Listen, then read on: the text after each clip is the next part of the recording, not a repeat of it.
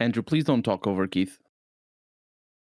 Welcome to Dialog Okay. Choices podcast. Today we're fighting to the death. He talked over me. He talked over you. Oh my god. I tried to surprise you. I tried to surprise you when I was starting so that you couldn't be like, oh, he did a pause. I was just going to go. But then you laid the seeds of my destruction anyway. How's it going, Look, everybody? we want people are having a blast. Everybody. You're not asking the audience, you're asking us. They can't respond to me. This isn't a stream this time. That's true. But I was assuming. I'm just saying that people listening are having a blast. They're just like they're working Can't out. Assume that. I bet there's nobody that's like bummed out listening. I bet nobody. Nobody. Yeah. Nobody. I think that's the case. Yeah. Prove me wrong. No, actually, wait. No, that will bum us out. Don't prove us wrong. Okay? Don't maybe prove us wrong. Look, if you need to talk, reach out to a close friend or something, because we're just YouTubers here. We're here to colloquially shoot the shit. If you're having a bad day, mulch on, or not mulch. Mulch. Mold. Not mulch. What is it? Mold? Is it mold? Mold? Is it mold? I've heard it. Whatever. Yeah. If you're having a bad day, I hope so. I hope it compounds. It becomes so worse, like almost like highly compressed bad day, and then you can use that power to get everything you want, because now it will turn you into like a Super Saiyan. There you go. Are you saying Super Saiyans were just having a bad day when they turned Super Saiyan? No, wait. That is Super canonical. Saiyans are a race of people. That is canonical. No, what?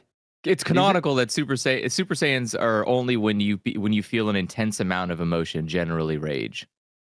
Oh, generally bad emotions. Yeah, right. Okay, yeah. It makes sense. Yeah. Like, yeah, the first Super Saiyan happened because Krillin got cut in fucking half. Or no, he got exploded. My bad. Never mind. Is it just the first time though? Because after that, like Goku just kind of does it whenever he feels like it. No, he still does it when he gets mad. He sometimes just walks around with it hanging out, and it's just like, that's my Super Saiyan doesn't have the time. Goku just like, yeah, sounds like fun. I can't wait to do a fight, and then he just goes yellow. Yeah, that's why I say intense That's why I said intense emotion. So like Goku's intense emotion is like he really wants to kick your ass. Like he is intensely excited. His intense emotion is his mild interest in combat. I feel like that's immediately lowering the narrative stakes for going Super Saiyan. Well, you have to, because otherwise it makes no sense that, like, you know, that's the whole reason he has a series of friends that all suck at fighting, so they could all die for him over and over again and keep making him go Super Saiyan. Look, the first time around, it was really... That's the grim purpose of everyone who survived the original show, is they all have to come back in Dragon Ball Z and die one by one to each villain, so that's Goku go Super Saiyan. I don't think that's remotely... That was the grim like vibe of the Frieza saga and stuff like that. It was like, here's all these characters from the old show. They're like literally useless. Watch them all die one by one so that Goku can become the hero over and over again. There's one that doesn't die though. Isn't it Tenshin? Yeah, Tenshin Han, I think is his name. He never dies. I think. Is it Tien? Oh, did they? Everyone's died practically. I think Tien dies, Yaotsu dies, Yamcha dies, Krillin dies. I think. Yamcha is. I'm thinking. Yeah, doesn't Yamcha die? Yamcha got blown the fuck up. Yeah, he doesn't count if it's along with other people. Like if the planet explodes, which happens like 3 times. I think Yamcha blows up by he got covered in little guys that explode. Right? He got covered in the Cell Juniors. Yeah, and then Shiaotsu is a little guy who does explode. Not to be confused. That's the kind of guy. He had one. Toriyama had one plot mechanic in mind. It was blowing up his characters. Little guys that blow up. So there's a main there's a main crew guy that's a little guy who blows up, and then the enemies also have little guys that blow up. Mm-hmm. It's just throwing little guys at each other. There's a lot of blowing up. All things considered, there's a lot of blowing up in that show, and it's like primarily about punches and kicks. People often explode people with an energy attacks or like, I don't know, their mind or something. But there were just at the beginning of Dragon Ball Z, there was just little guys that explode themselves. I remember, yeah. Multiple times. If I misremember anything, it's because I haven't watched Dragon Ball Z since I was a teenager, and I haven't watched Dragon Ball Z abridged since I was 20-ager. There's a Dragon Ball abridged. Yeah, Dragon Ball Z abridged by Team 4-Star. It's a YouTube series. Oh no, that's I'm sure that's better because Dragon Ball Z drags on for so it's no, it's so bad. No, the Team 4-Star one is just a gag comedy. Like it completely. It's not plot. The abridged it's pretty good though. It's funny, but it's definitely not. Some people get mad. It's not a good story or something. Sometimes it's not like Dragon Ball Z is a good story, so it's not like It starts off as just being gag focused, but like in the later parts of the show, like it is like a thing where these people are coming into their own, and they're also like mega fans of the thing, so they're increasingly like kind of addressing like gaps in the story and like fleshing out certain characters in a way that like the story kind of drops sometimes and kind of like makes arcs make a bit more sense. It's kind of it's an interesting piece of fan work in the way that it kind of upgrades parts of what it's adapting. But then it just stops. I guess they were hitting copyright problems or something, so like it never they finished the Cell saga and then they stopped. They never did the Boo saga. They ran into Isn't that when the TV series also ends? No, there's the Boo saga. The Boo saga, right?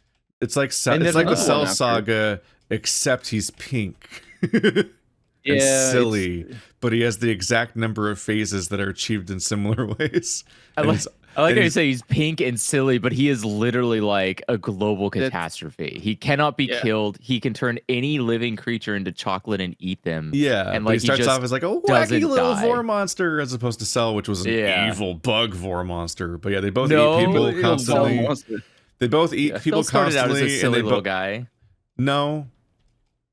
What? No, he was a silly little like bug looking dude walking around. Yeah, that's when he like transformed. Yeah, but I mean like Majin Buu's literally like actually a little jovial clown man that's a psycho, and like Cell is they literally frame the introductions of Cell as scenes of a horror movie. Yeah, it's upsetting that there's piles of bodies everywhere, and he's just wiping out entire cities one by one, and like they use like the hide the monster like tricks to like make him more scary. Like he's not a silly little man. He just looks funnier than his he honestly starts off looking less funny because he looks funnier when he turns into a Chad meme. Which is what his final form is. He just turns into a white guy with a chin. Perfect Cell is hilarious. It's funny that he just grows a human face when he didn't have one before. He just turns into a man with like shell armor. This podcast is incomprehensible if you don't watch Dragon Ball, which none of us do, I don't think. And that's we're referencing a 20-year-old anime. I've seen it all. As a kid, I watched the full thing of Dragon Ball. But that was a billion years ago, and like no, I'm getting used to that. I have to get used to the fact that like most of our audience is younger than us, so they're like, "What the fuck are you talking about?" We're talking about retro things. Retro anime. People are into that. That's hip. That's retro anime. What's that mean? Do you mean like it's handheld? The original Devilman? Or do you mean Devilman? Do you mean the original Gundam? No, I mean Dragon Ball Z. Dragon Ball Z is a retro anime, along with Halo 1. That's Halo 1 is a retro game. How dare you? Don't do this to me. It definitely is. Don't do this to me, Andrew. I reflexively said Andrew. Oh, why? Oh, I didn't say anything. What the fuck? I'm employing Andrew's strategies. I have not made a single hot take. In the sense that it doesn't. I think the moment a game exists and all of the sort of, bear with me here. I'm going to use the word amenities, but all of the modern all of the modern amenities around gaming don't exist around that game. That game is instantly retro, and that's how you modernize a retro. I think that's how you modernize a retro game. Is you just keep the soul intact, but you add things like basic joystick controls that work well, or maybe like allow for skippable cutscenes, stuff like that, or multiple save files being available. Like I just hate the passage of time and it needs to stop. And I think what I'm saying, the reason why I'm saying that this is because Halo 1 controls very much in the same, like you play Unreal Tournament 98 and you play Halo 1, and for as big of a jump forward as Halo 1 is or was, they're still very much in the same ballpark. As Unreal Tournament and Halo 1 are in the same ballpark, is what I'm saying. Aging is bad and dumb. I take psychic damage every time I cover a Wii game, because somebody in the comments will always say like, "Oh man, I loved this game when I was a kid." And I'm like, what? No one was a kid back then. That's impossible. Wii games are like new still. They were. I take like Wii games are not. I don't think they're not new. I saw the Wii being announced, but I'm just. I saw the Wii. What do you mean? I was working at Best Buy when the Wii was out. You can't hit me with. I saw the Wii being at. I can't accept the premise that the fucking Wii is like fucking new. I anchor everything to how good the video quality was. I saw Oblivion in the Oblivion E3 videos, and they looked crap because they were low quality. And I saw the Wii being announced in the same quality, so it must be from back then. Actually, I need to look it up. But is the Wii from 2009? It's older than that. It's like 2006. 7? Something. It's the same time as Oblivion. My video quality memory is I remember things entirely based on what resolution the YouTube video was in. Yeah, exactly. How many pixels tall was it? It's not. I'm not even joking. That's definitely a very good. Well, for me anyway, because I have most Wii's were in 480. Yeah. I run into the archival struggle there when it comes to like whenever I do like the Patreon vote and I try to include trailers for all the games so people can click on them, which I don't know if anyone actually uses that or if I'm just wasting my time all morning. But I didn't know you did that. I do. It's useful. Yeah, the kids these days, I don't know what these names of the games are. All these you get so used like most games that are relevant that people will suggest are like new games, so they'll have just a new trailer on YouTube, which is like a universal platform for uploading videos in like Western countries and stuff. And that's just what you Patreon. Do. Right. You just start. That's just like everyone just uploads videos for all their games, so you can just to have a free hosting place for your trailer. So everyone does that. And that happens for every new game that comes out, both indie and AAA. It happens for HD remakes and stuff coming out on GOG or Virtual Console or whatever. But every now and then, someone will suggest a video from like a game from like 2003 or something. And it's like, it's just old enough that it's older than YouTube, so it wouldn't have had its initial wave of promotions being uploaded to YouTube. And so all it has is, in some cases, literally no footage, because some of these games functionally never had trailers. Yeah, exactly. And in some cases, there's games where it's like, all you can find to show the game is like a 144p fan re-upload of a 90s commercial that's completely incomprehensible and has like streaming, like a bunch of like screaming children and with spiky hair being advertised to about how radical this thing is. And there's like 0.3 seconds. You could be Mario. You see like 0.2 seconds of one video game character in the entire trailer. You're like, I guess I like this. I don't know what to do. There's been a few. I like that. I don't like commercials that take video games too seriously. That stuff gets really annoying. Like, yeah, well, just my standard search when I'm populating that whole list is always the type of game name gameplay trailer, because I specifically want. I'm hoping for like a 3-minute like thing that just shows a bunch of actual gameplay set to music or something like that, and that's like the video, because because the whole point is just to like give people a preview of like what the game is like a little bit when they're voting in a short way that they can review quickly. And that is very difficult to do in those situations. You're like, fuck, what I do? It's just a mess. And then in some cases, yeah, there's like almost every single time there's usually like at least one nomination for like a late 80s or early 90s looking like text heavy, like very retro, like games that look like Wasteland 1 basically. Where there's like, there's no visuals to really cut to, because they're just pictures that show up sometime when you're playing the game, and then a bunch of text and it's all static. So like at some point, the best I can do is just give up and just like link to like somebody's long play.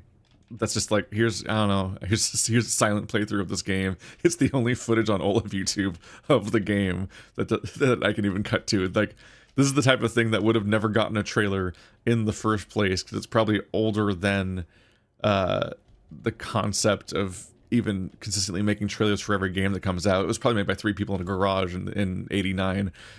So it's like, yeah, here you go. You did it. You broke my format. I don't know what to give you for this one. It's goofy. What is the oldest game you've played on the channel? Oh, on the channel. Oh, yeah. Not ever, because that's interesting as well. But probably, I think I played Oregon Trail. Oh, that's pretty old. Oregon Trail. Did I do that? Oregon. Yeah, I played Oregon Trail 5 years ago for a Thanksgiving event. Nice. I've done like one Christmas event and one Thanksgiving event ever, because one, I don't care about those holidays, and 2, it's very hard to actually find games themed that are relevant to those holidays. Whereas the reason why Halloween is so good is that it's just tied to horror, and horror is like the best genre already, and there's a billion of it. But like Thanksgiving games are just like masturbatorily just like about fake American history most of the time, or they're Oregon Trail, and they're about dying on the way to here where I am already. What a bunch of losers can't even make it over to California. I was born here. Come on, guys. Yeah. And all the Christmas stuff is either extremely Christian in a way that I don't want to interact with, or it's about just hugging and cooking, basically, and like liking your family. Or it's about Santa Claus with a shotgun. That's like the 3 genres. Like there's a whole subgenre of like I revisit this because I edited together like a Halloween horror marathon for this year's Halloween that's going to air like the night late the night before and be available of Halloween. It's like a 10-hour compilation of old horror games that I beat in a single sitting, so they're all like an hour or less. PT's in there.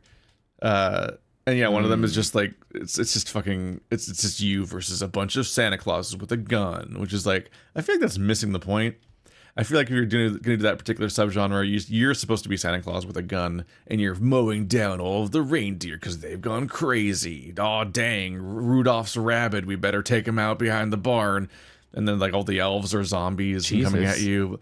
It's weird to just have it be an army of Santas that are attacking you specifically, and you're not Santa or even Christmas themed, as far as I can tell. Why are there so many Santas? Is it like, are the mall Santas on strike violently? Yeah, the mall Santa strike force. You gotta quell a unionizing of mall Santas. No, this is the only way. It's not the Santas that you need to unionize. It's the elves. Don't they just work for free? Well, the Santas are mall Santas. They're not real Santas. That's the premise of they're not real Santas. Santas. There aren't plural Santas in normal life. I mean, in the lore. I mean, he's not wrong. There are no Santas in normal life, but I'm just saying, certainly not plural. I'm just saying, like, this, if you're accepting Santas as being real, then there's only one Santa. But if there's Santas, then they're Santa's Claus. I wasn't accepting Santas as being real. Why are you saying that? Because you said the elves need to unionize because they're overworked, so that's implying that the elves are real, which means that the Santa's are real because he's the one that's overworking them in the lore. No, stories are real. Doesn't mean that stories are real. What does that sentence do? In the sense that when I say the elves are overworked in the story, the elves are overworked. That's the real fact, right? That's why. How are they over? Sorry, I don't think overworked. They only have to deliver product one day a year. They have literally a whole year to work on making toys. Are you shitting me? No, I'm saying they don't. If you're going based on the story and no one has like the elves are probably fine. They're probably having a great time. Yeah, because they're magic. They're a great time. They're magic elves in a mystical children's fairy tale. They're probably not like experiencing strife. Okay, I can see that being a redeeming quality. It's still it's pretty yikesy though. I think that it just reveals a lot. Santa employs elves. That's pretty yikes, bro. I don't know. Not a good look, fam. It's worse than employs. It exploits as close to the meaning, the colloquial meaning as possible. The elves, because the elves are all chill and like, oh yeah, we're making toys, we're having the time of our lives, and then Santa's like, oh, I can make a profit out of this. I'm gonna get to see whose kid is naughty and who's not. You think he just stumbled upon a workshop of elves? Oh, I didn't think about that. That's even worse then. Did he stumble upon it? No, I'm saying, where the hell did they come from? Did he just Santa have and the elves elves? are like Did he know where cousins they or were? something? No, they know each other. No, in the sense that, they probably are. Isn't Santa? Oh no, wait, that's Saint Nicholas. Isn't that like a normal person? It's human. I don't know if Saint Nicholas is real. I think so. Saint, in the sense, a canonical figure making it real. I believe Saint Nicholas was a real person. However, the extent to his generosity is very overblown and obviously commercialized. There is a better way of saying what you're saying. Is Saint Nicholas is based on a real person. Yeah, thus is a real saint. Saint Nicholas is a famous parody. Any similarities? But saying Saint Nicholas was a real person means that at one time there was a Saint Nicholas, which is, I think, a categorically religious statement, which is fine to say. It's just Saint Nicholas is a real person. Like he was a guy. No, he's dead. That's the name they give. That's the name they give to a real person that existed. You know what I'm saying? Sure. Okay. Sorry. His name was Nicholas of Bari because no one had last names apparently. But there we go. Isn't it Nicholas? Myra? Nicholas and Myra. Do you change your name when you become a saint? Yeah. Well, you just get saint added to your name. No, I mean like when people are called saint whatever, is that also a new name? A lot of times, yes.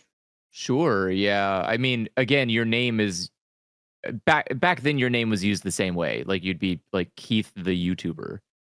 I don't mean that. I just mean like the actual the name that's added. Your name when they say Saint blah blah blah, that blank right there, is that a new name or is it your original name? It's the new name. Sorry, I'm confused. What do you mean? It's the new name. Like when you call someone Saint, that part, was that already their name, or did they gain that name and it replaced their name because they're the saint now? Usually it was already their name. No, that's not true for most well-known saints. They have what? Yeah. They're renamed. They're renamed, but that's where like they joined SAG. So it's the Christian name. So you have a Christian in some. I don't know what regions do this still, but I know there's some regions in Europe that still do this, where you get your middle name when you get christened, and that's if you become canonized, baptized. Baptized, yeah, not Christian. You'll become Christianed. Yeah, isn't it like christening? I thought either way. Yeah, christened. Yeah, Christian.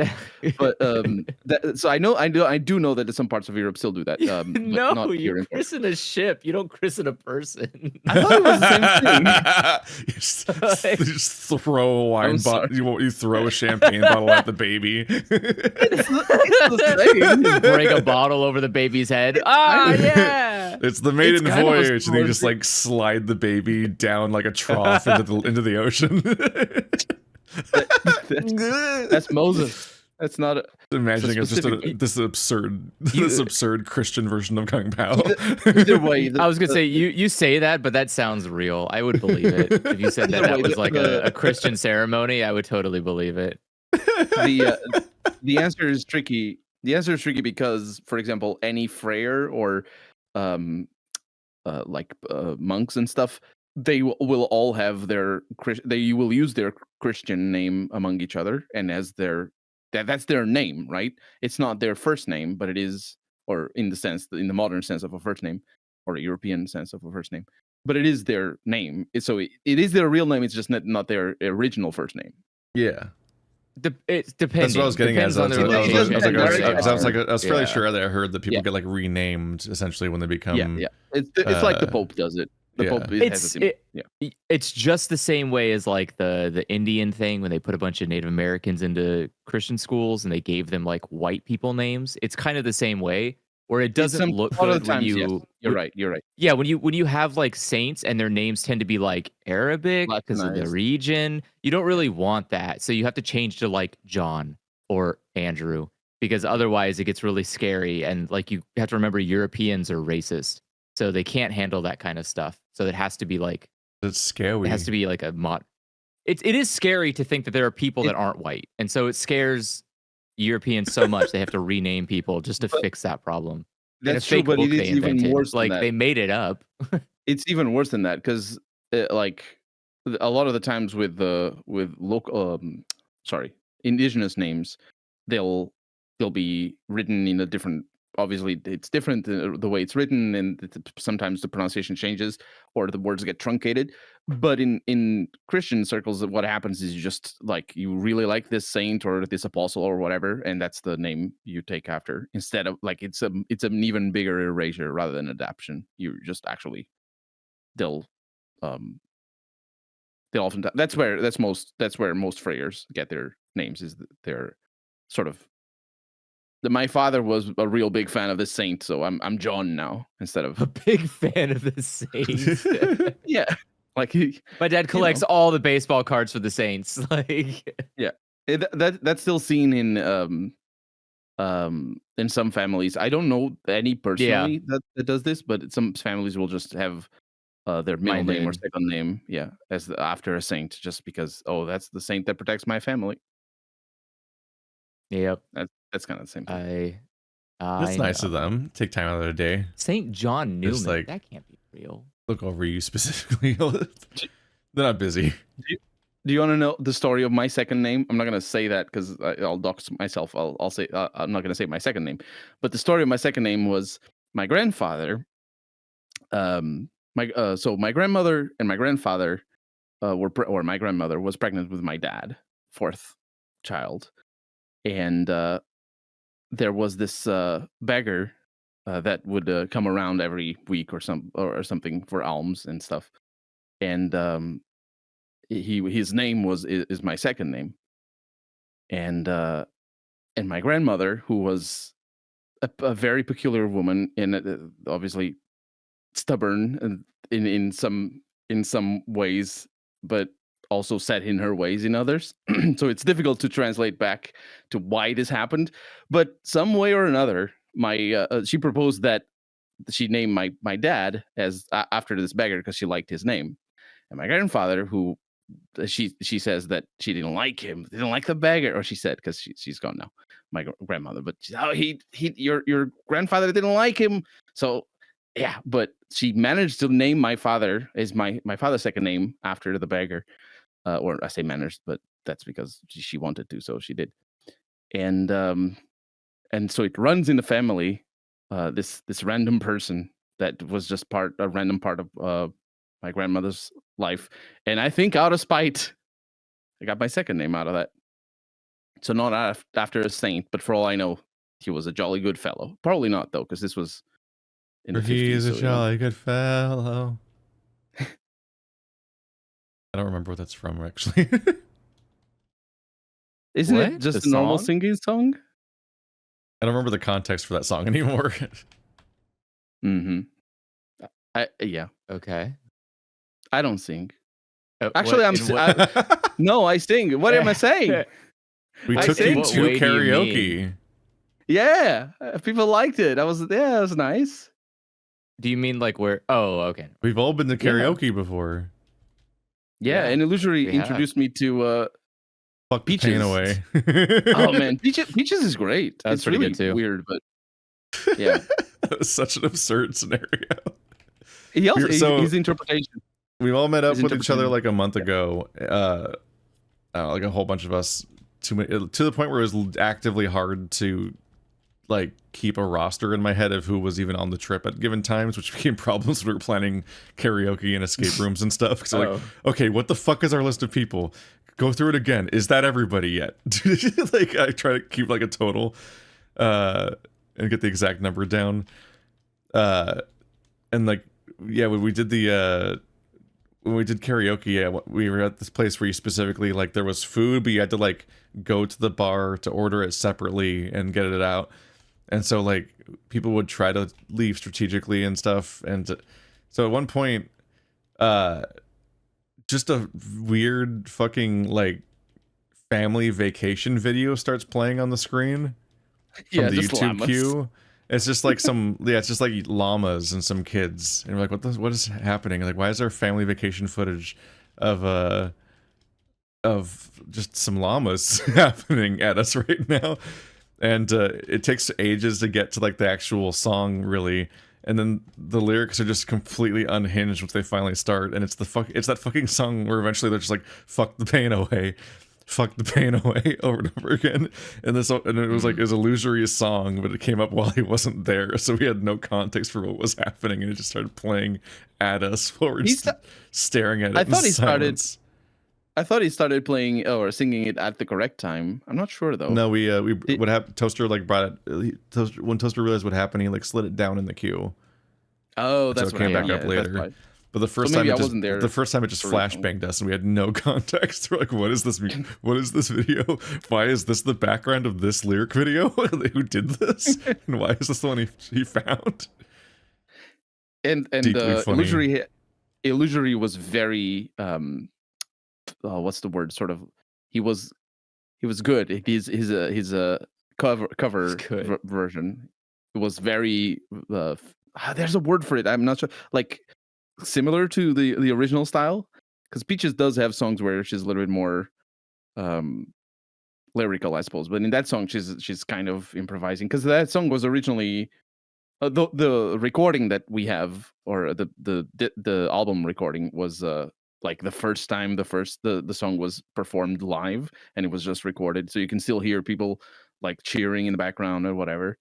And there's a lot of improv style to the kind of, not necessarily the lyrics themselves, but the performance of the lyrics, I feel. I didn't know the name, so every time I hear Peaches, all I can think of is like, it's like millions of peaches, peaches for me. I thought when I saw Peaches, I thought he was gonna sing that song by Jack Black where he's playing Bowser, I think it is. I've never seen the movie, so I wouldn't know. Oh, the song about Peach. Yeah, because it's Pete. He calls her Peaches. So I thought maybe it was that, but no, it was all of a sudden, wait a minute, this is not anything to do with. I know people love that as like the highlight of the movie or something, but it just didn't do much for me. Mm-hmm. I don't even really remember it. It was so quick. No. It was just like a small little throwaway thing. And Brian has a voice. I really enjoyed his sort of country singing. Yeah, it is country. Yeah, a lot of that famous guy. Oh, and Bird and Lady Bird as well. Guy. Yeah, the last song all the boys around here. Is that the one? No. There's no, lower. It is not. So yeah, that was an interesting night. Because we should have done that song. We should have. Yeah, that's stupid. There was a lot of ones we didn't do. I can't believe we didn't do. No, it's hard to get through it all. That was an interesting night because people were happy with my singing, which was nice, and I got they asked me for my ID on the entry to a bar, which hasn't happened to me in 20 years. So that's a thing. I don't know. Mandatory. Yeah, 20 years. I hate bars so much. Yeah, I haven't been. I think only when I didn't have facial hair was I ever. I don't remember actually having to give an ID because I don't go to bars that often. So I don't inherently hate bars. I hate like party club bars that are busy. Oh yeah, those okay. Yeah, that makes always too loud. If you're like at a hotel, like a hotel that has a bar and there's like 10 people in the room and the person's just like, you know, behind the counter and just ready to take orders and then back to doing something, then yeah, and they like, you know, they're like customer servicey, and you're like, okay, I get it. Because the bar person starts talking to you, so you're like, okay, this is how this works. Funny. But when it's fucking busy and loud and shit, I'm so tired of how often like somebody doesn't frequent bars. I'm just like, what the fuck do I do? You stay there. Where do I go? Around, How do I get the bar person to like pay attention to me? How do I tell which person to do and so on? I think what was making me more confused was I just feel really awkward by because of all the people that like immediately I just think everyone's staring at me at the bar. That's all the random people that are around because I'm just like a tall person awkwardly standing around trying to get a bartender's attention.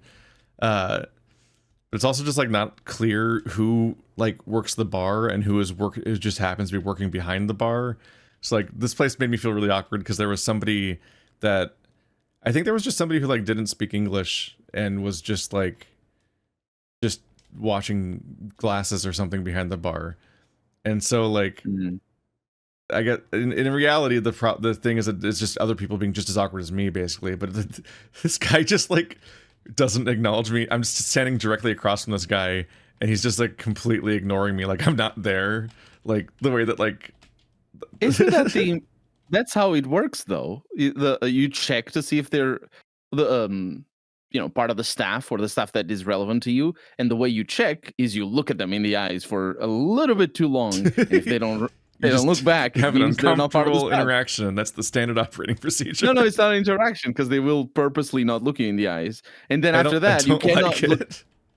And then after that, you cannot look at them in the eyes because you have already done that sort of transaction where you know that they are not part of the staff. So if they look at you, they better not catch you looking at them.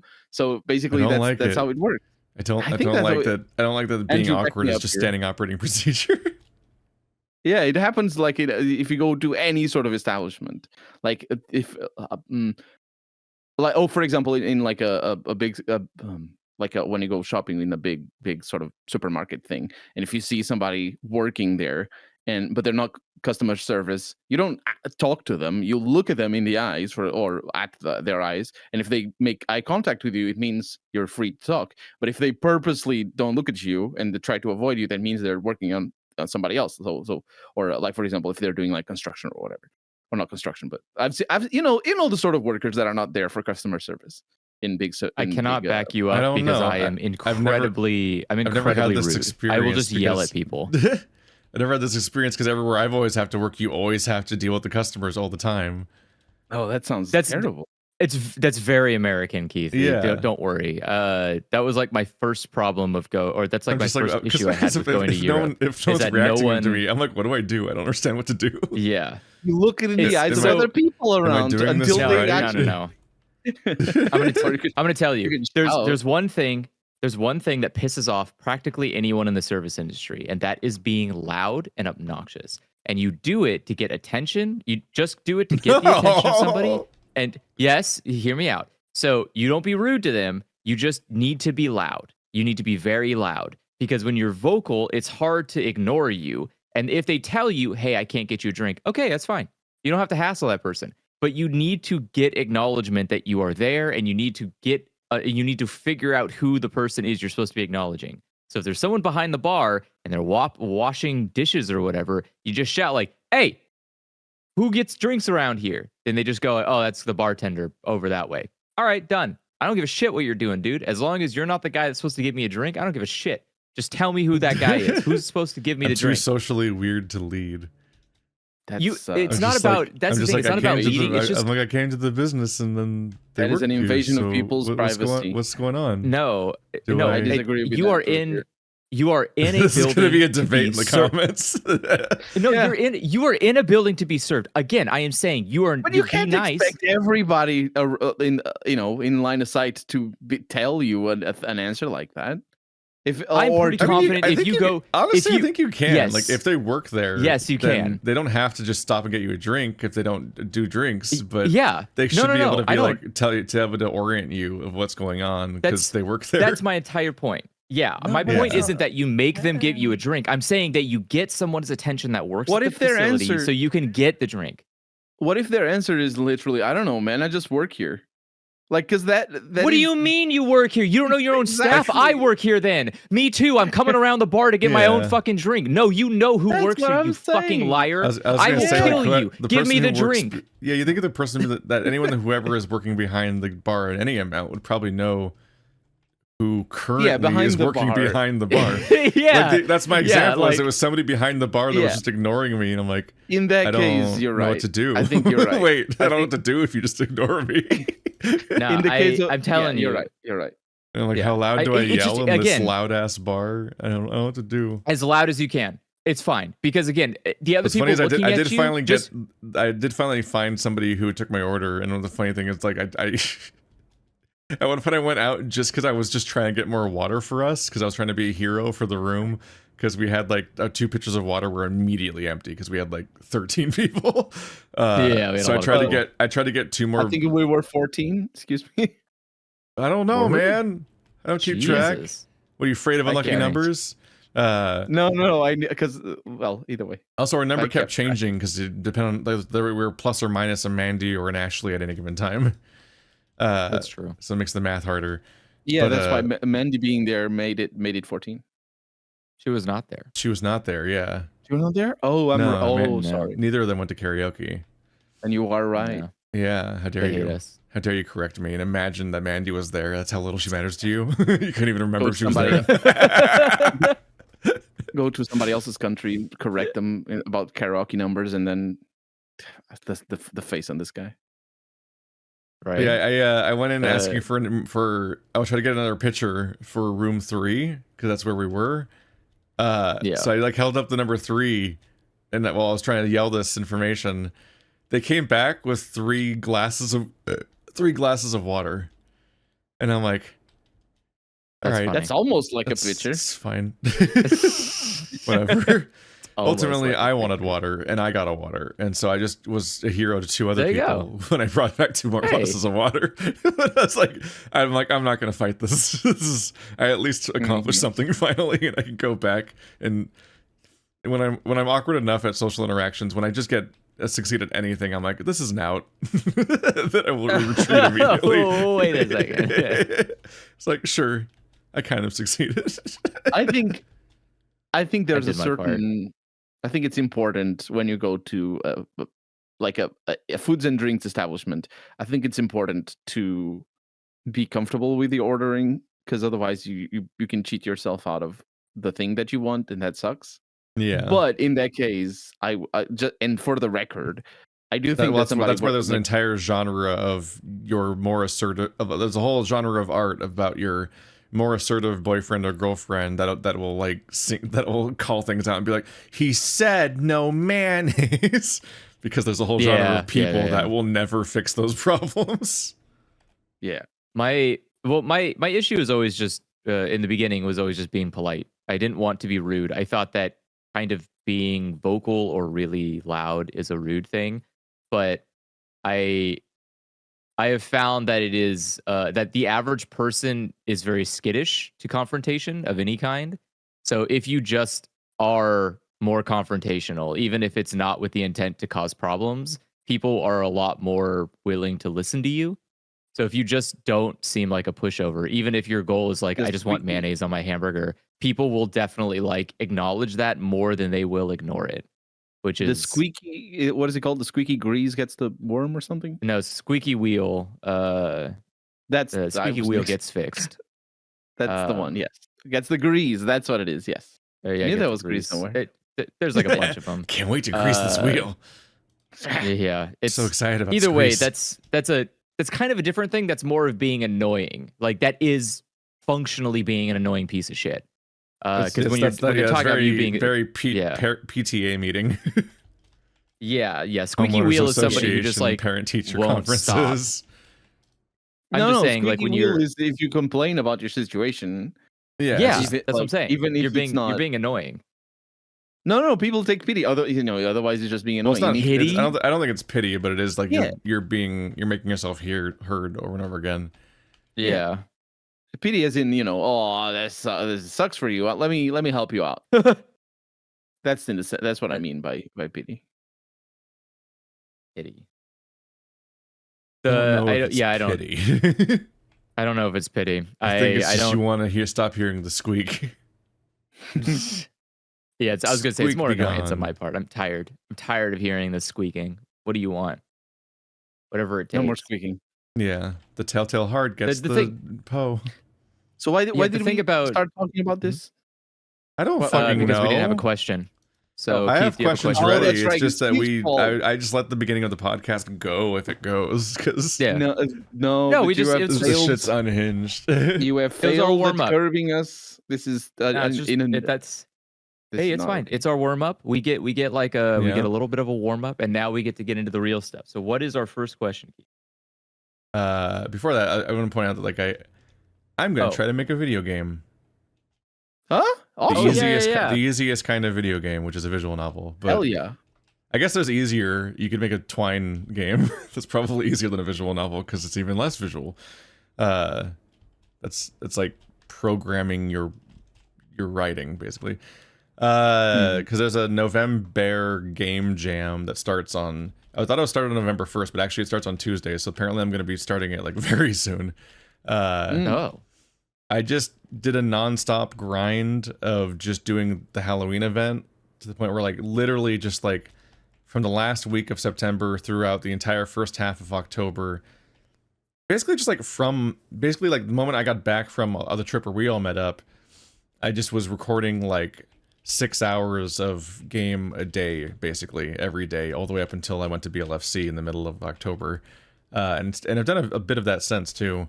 So I like, because I made the mistake of like, I made the mistake of starting a link between worlds and entropy complex or whatever it's called, right before October was starting, and then all at once realized, oh god, on my new schedule I do a Patreon vote every 3 months, and October is every 3 months. That's the 9th month, or yes, no. The last quarter of month starts with October. Right, there we go. It's October, November, December. But I also have an annual event where I do a Halloween event every October and fill the entire schedule as much as I can with Halloween stuff, and I hadn't really pre-planned that necessarily. So I had to do all of Silent Hill Downpour, all of Luigi's Mansion 2, Amnesia the Bunker, and while also trying to finish, I had to finish Link Between Worlds and Entropy Complex, but then I also, before this started, I also had a series ongoing for the new Zelda Echoes of Wisdom thing that had come out, so I had 2 Zelda games, just a fucking monstrous amount of recordings, so I haven't made any progress on video essays or anything like that since then.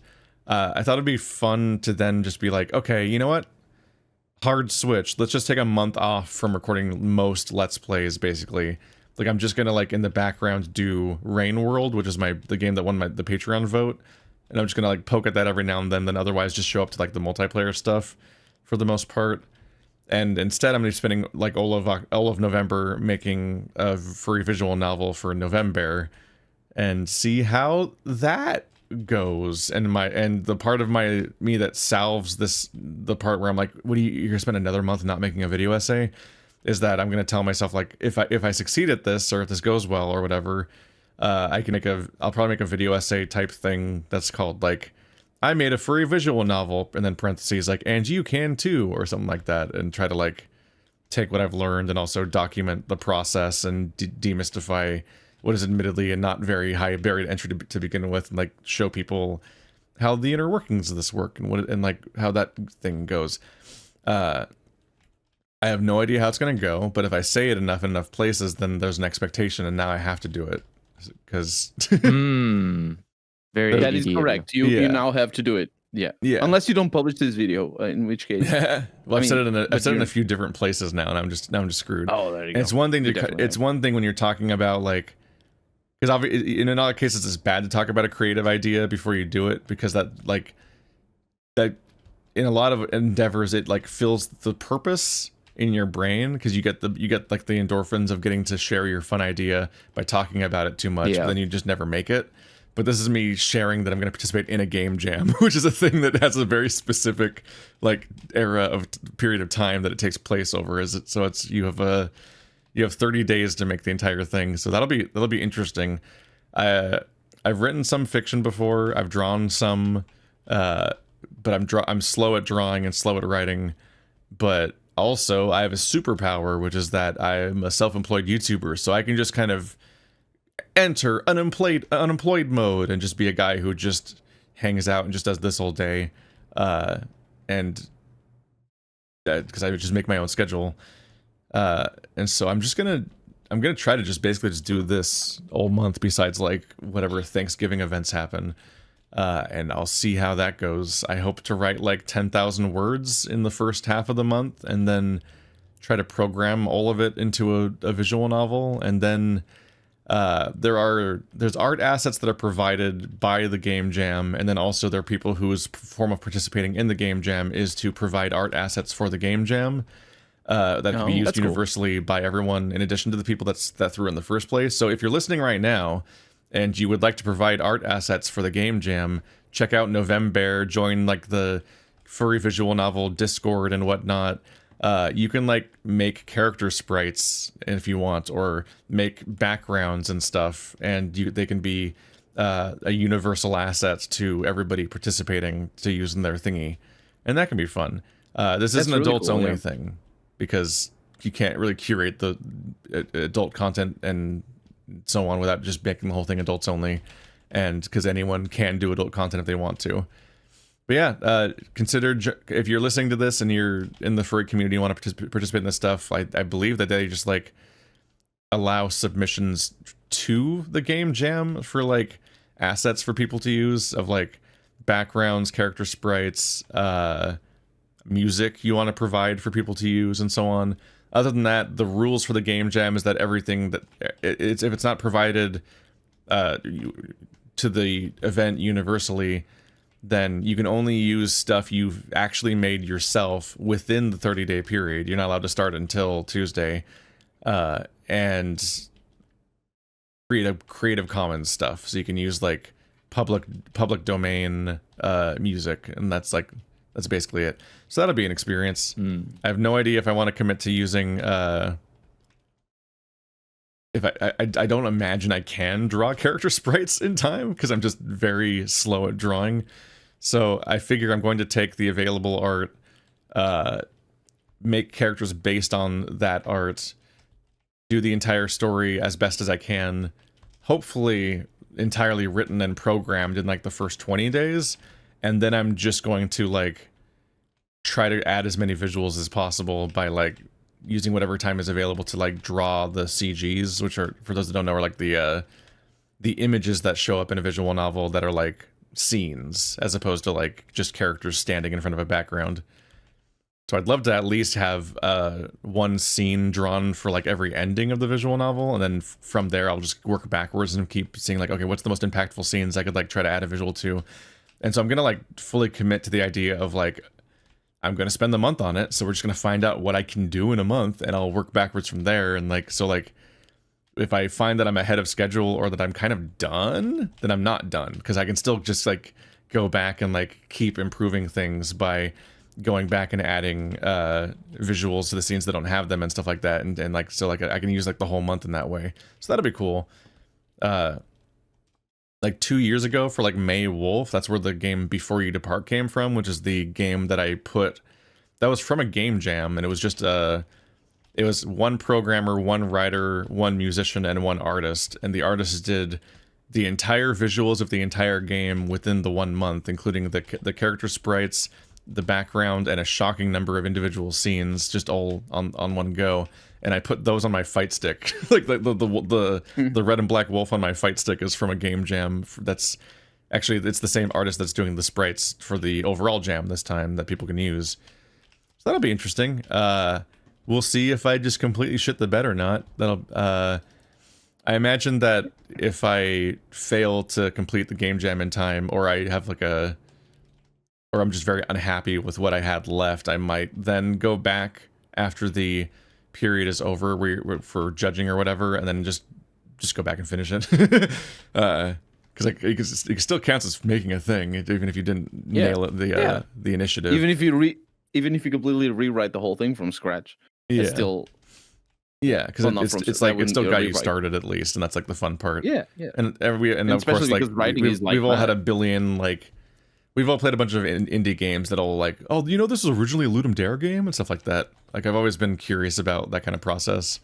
And this is the specific wheelhouse that I could potentially interact with. And the more visual novels you play in this field, where people just get up and just make one on a whim and just go, the more you're like, I should do that. And I've been like cooking like 5 different parallel ideas for stories in the back of my brain for like the last couple of years, and I just keep not doing anything with it because it's such an intimidating process. So doing an intentional kind of like throwaway, like brief premise and trying to commit to that, and then being able to look back on it and say that I've made it or whatnot, and see if people like that in that way, like that's a way of getting started, and actually potentially like maybe I'd be less intimidated by the idea of poking at larger projects. But I don't know. I will say that I pretty much have only ever written short stories, like stuff that's over in 10,000 words. It's very hard for me to imagine coming into the long term, because like I feel like once you're making a longer story, the pressure builds for you to be like, okay, but you have to have like a bunch of distinct character arcs and also themes and also the whole thing should be making a point, right? Because like, yeah, but like the inherent problem is that when you do media analysis, there's like, you feel like you need to then make media that's worth analyzing yourself. like whatever you have make. I think it depends on how you write it though, because I that was my journey. So for reference, I have never written more than my longest story is also about 10,000 words, and it's largely incomplete. It was supposed to be a thing, but I'm also, I know, so I can't speak from experience, but I can speak from the experience of writing lyrics for songs that get listened and played by other people, by me and by other people. And at the beginning, I definitely felt that, because when you're listening to lyrics, you're looking for the meaning and looking for all the themes and the subtext and all that. But it depends on what kind of lyrics you go for. Or depending on what kind of lyrics you go for, you can definitely leave it unsaid and leave it vague on purpose, so that different people will take away different meanings, and you don't even have to really get there. You just improvise, and then you take credit for when people think it was deep. That's unironically, yes. But I know. I think that's the thing, is one of the things that's like slightly demystified writing a bit for me, even though I'm still afraid to do it. Is the fact that like we do our tabletop RPG playthroughs, and there's a shocking amount of like successful like setup and payoff, and like character arcs and theming, and like stuff that comes together to be like deeply meaningful in a way that like not just like meaningful because like we went through it, but meaningful like on a literary level, on some level. We didn't plan that. Or not fully anyway, or like at best somebody like kind of primed somebody for something, and then somebody else like iterated on it, and like maybe we have like collectively we have some level of like storytelling like instinct that makes us do the right calls in situations like this. But it's also like this shit is literally inherently a series of people just riffing on each other, and it's wild when it comes out as like an actual, like, not just a coherent narrative, but a narrative that actually like is surprisingly competent, as if it was written, and you're like, what the fuck? Something that really gets me is that the with my character Jet, this last season I started just I had a very specific goal, which was to get to Melvin, who was in this prison somewhere. And so once things started going wrong and weren't working, I just started kicking doors down as Jet. Like just literally just single-mindedly, just bullishly chasing after where Melvin was and so on. And like there's and like there was like there's very interesting elements that kept happening where there started being like visual motifs, like, and maybe they were a little heavy-handed, but they were there and so on, which is that like we had a flashback sequence for every character, and in my character's flashback, Jet was outside of a corn maze that Melvin was stuck inside as a kid, and he was just like being a dumb kid and like lost and crying somewhere in the maze. Jet just walked through the corn directly. He just didn't play the maze, which mirrors what was happening in the current story and everything, with him just like kicking down doors and all that. But it's also like, then we were like, oh, we're in an underground labyrinth beneath the prison. Labyrinths have minotaurs. Melvin's the Minotaur. Like wait, hang on a minute. Like there were so many like little layers of how to have that play out that were like satisfying, and it's like, and it all worked out that way. And I'm like, that's wild. It's part of it is I caused this absurdly good DM, but it was also just like people just instinctively like realizing how best to like mix these elements and so on. And like it's very wild seeing this all play out. And it's like, so the real answer that I can give that I keep not following is that if you want to make a story, you just need to start making one, because like you'll see these opportunities once you actually give them to yourself, but you can't give them to yourself until you're writing. But also it's scary. That's why I think the level of planning, but you're right. I think I agree that it's like you're juggling all these themes and all these inspirations, and then you grab, like, there's 100 balls up in the air and you grab 2 and you make a lovely chapter, or you make a lovely story out of it, just with those 2 that match. And you weren't planning for them, but you were capable of grabbing onto them when they happened. And I think that's what the rewriting process is. Definitely, that's what happened to me, or happens to me. I haven't made a lyrics in a year now, but that's definitely what happens to me when I write lyrics. Is the rewriting process is that juggling. And oftentimes I'm so conscious that I don't need to have a plan, that I'll just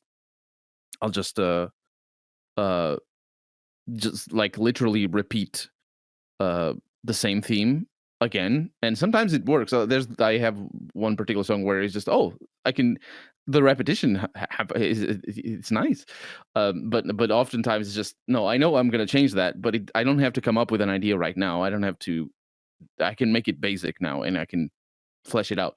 And that's where simple plans can have brilliant results, and like even very simple blueprints can bloom into full-fledged stories. So don't feel that's my tip to you, Keith, is just try to forget that sort of self-conscious nature of I didn't plan for this, so it's lucky. No, it's not. That's not what it is. The skill, that is the skill. You never get to plan that much.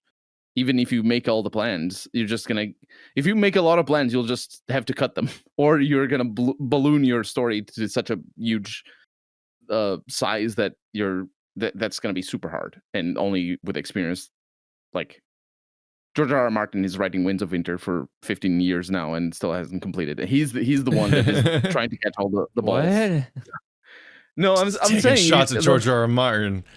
I'm saying you don't need to have I say that, for example, I have one story that I want to tell if I ever make a game, or if I ever write a book, because I think it lets me talk about things that I find interesting, and ideas that I find interesting, and put that into characters or put that into scenarios. But my plan for the story, which largely hasn't changed since I actually started to write it down, is very simple. Like, it isn't it's like 5 different points, 5 different things, and then the characters that fit into that. The plan itself is just the 5 different stages. It's the first stage. It's like it's like acts, but it isn't really. I don't think of them like acts because I don't have background in theater, so I don't. I don't think of it like that. But it is a simple thing, and I am fully aware that the moment I start to write, even a single one of those things, and I did start to write even one single thing. I didn't get halfway done with a single first thing of the 5. So, and it was the setup. So it's just, even though the plan is simple, it'll balloon. It'll grow. So yeah, I wish you all the luck with a visual novel. That said, 10,000 words is a lot to write in half a month. Can you do that? Like, I don't know. You can do. It's also the number is not really the exact goal, but I did but like ballpark. It was funny. I did do an art trade with somebody where I wrote them a story, and I think it ended up being like 11,000 words. And so like I did this side detour where I wrote somebody a story for a few weeks, and it was like, this was longer than my next essay. Like, I then went on to finish my next video essay, and the fiction story was longer. I don't know how the word count will actually work out because I always just write how much it takes to do the scenes that I have in mind and the story I want to tell. And visual novels will be interesting because I think there's inherently more dialogue driven. Like I think, and especially since like the thing I have in mind is people interacting as being like most of the scenes. So I have no idea how that works out duration wise without a lot of like explanation and description and so on. But I also think that too many visual novels talk too much about like they spend too much time in the main character's head, or worse, not so much in the main character's head, but just kind of like it's technically the character's narration, but it's just like exposition and description on a level that isn't like emotionally relevant. So I don't know. It'll be an experiment in pacing a visual novel to begin with. That'll be an experience. But yeah, I recommend anyone who wants to just do something this month, check out the November itch.io game jam. November furry visual novel 2024. Put the right series of words in, it should come up at that point. And you can either contribute things for other people to use, or you can, I was gonna say compete, but it's no competition. But you can participate. Well, it is if you finish it. That's the winning. The compete, yeah, it's a competition against yourself to make a thing. Yeah, almost like national novel writing month, NaNoWriMo, which I only know about because Toaster brings it up a lot, but I don't remember what month it is. Have you ever programmed November? I think. Is that also November? I guess I'm doing NaNoWriMo in a way then. I think November is the month of everything. Yeah, nobody can shave. Nobody can nut. Right? You can't nut until you make a visual novel. NaNoWriMo. Yeah. National Writing Month is November 1st to 30th. So that's what Toaster will probably be doing again, because I think he did. I think he's done that annually or something. I think that one expects you to. Yeah. I think that project expects you to write like 30,000 words in a month or something. Wow, that's like professional level. Yeah, it depends on what you're doing or how committed you are. But yeah, it's basically it's all just self-inflicted and everything. But yeah, like I think the goal of that is to write like a novella in one go. Essentially, Which for people that want perspective, my 3-hour video essays are 30,000 words long. So me doing a 10,000 word script is like writing an hour-long video and so on. That's like the kind of how that scale works. But you're making it up as you go in the video. If you say the wrong things, they're bad. They're very different. Harder. Yeah. On one hand, I would say that videos take longer to make because of the fact that, like, I'm making a structured argument and it all has to inherently make sense and be internally consistent, and I'll also be building in a direction and be structured, and so like it gets rearranged a lot and rewritten a lot. But there's a lot going on too with stories. It's just that stories are just made up, and you can't like. You can be wrong, but differently, because you can't be like. Yeah.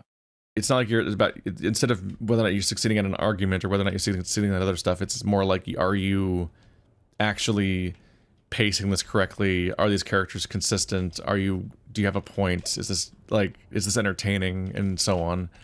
And that's the hardest question. Is this entertaining? Oh, it's never so hard. No. Every video essay and every story I write, I have no idea if anyone's going to like it as an outsider, or why they would or wouldn't. Like it's very hard to judge.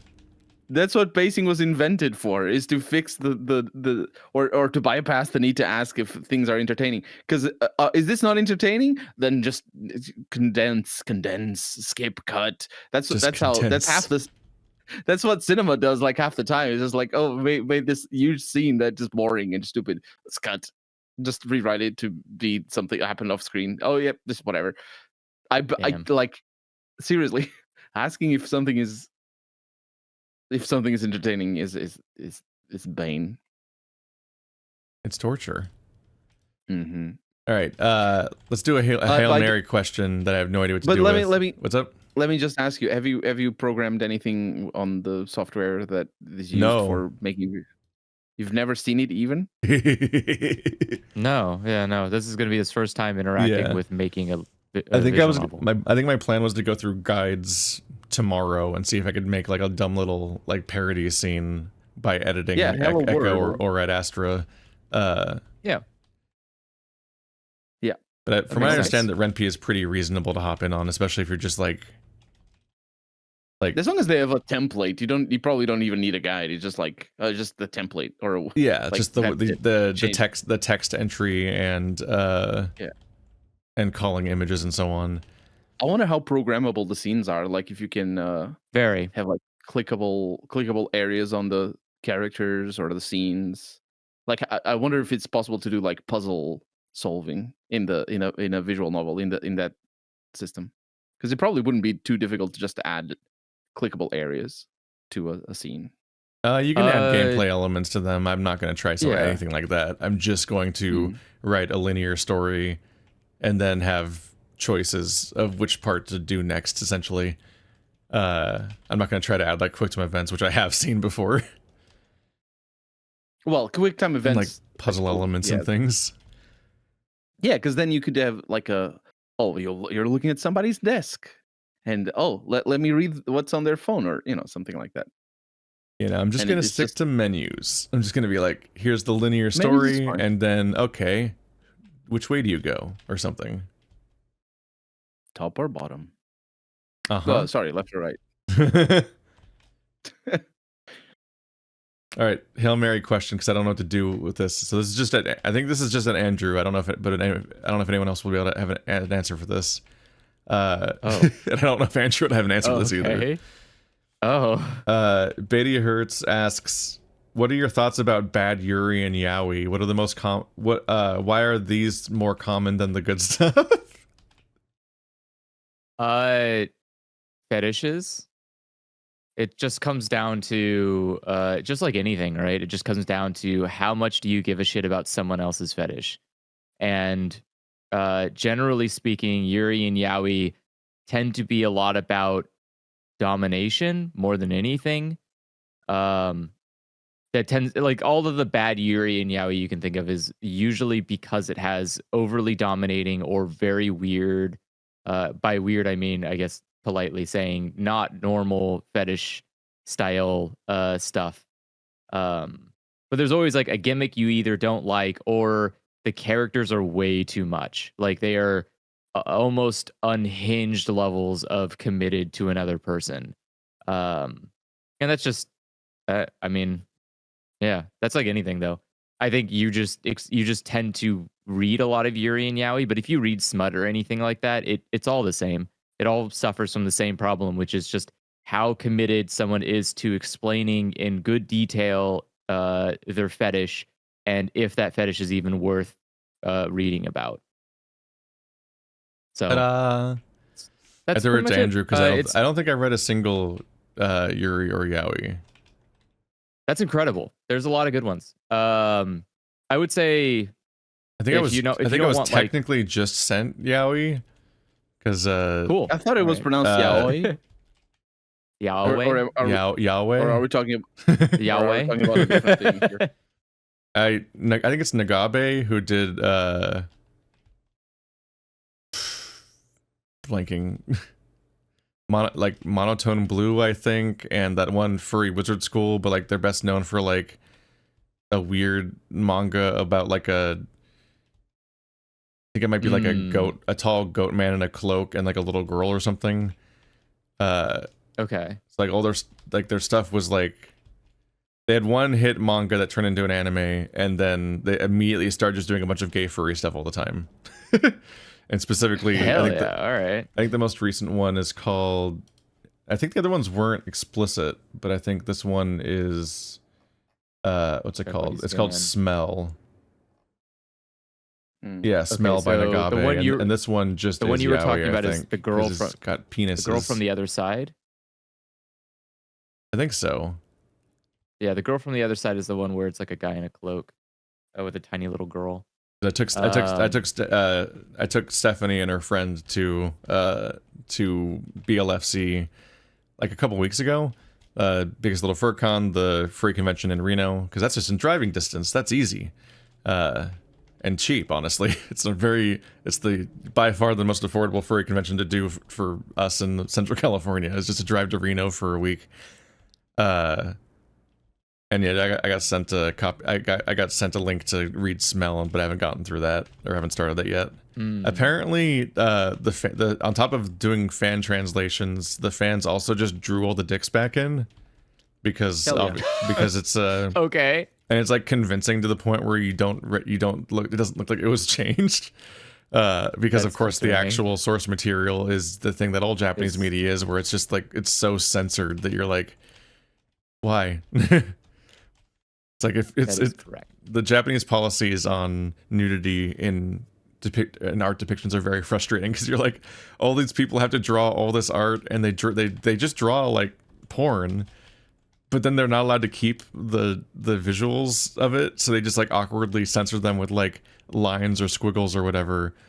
And I always thought that was like an online policy for like censoring stuff. Like, oh no, what if minors find this online? But you buy it print and it's still like that. You're like, what? Yeah.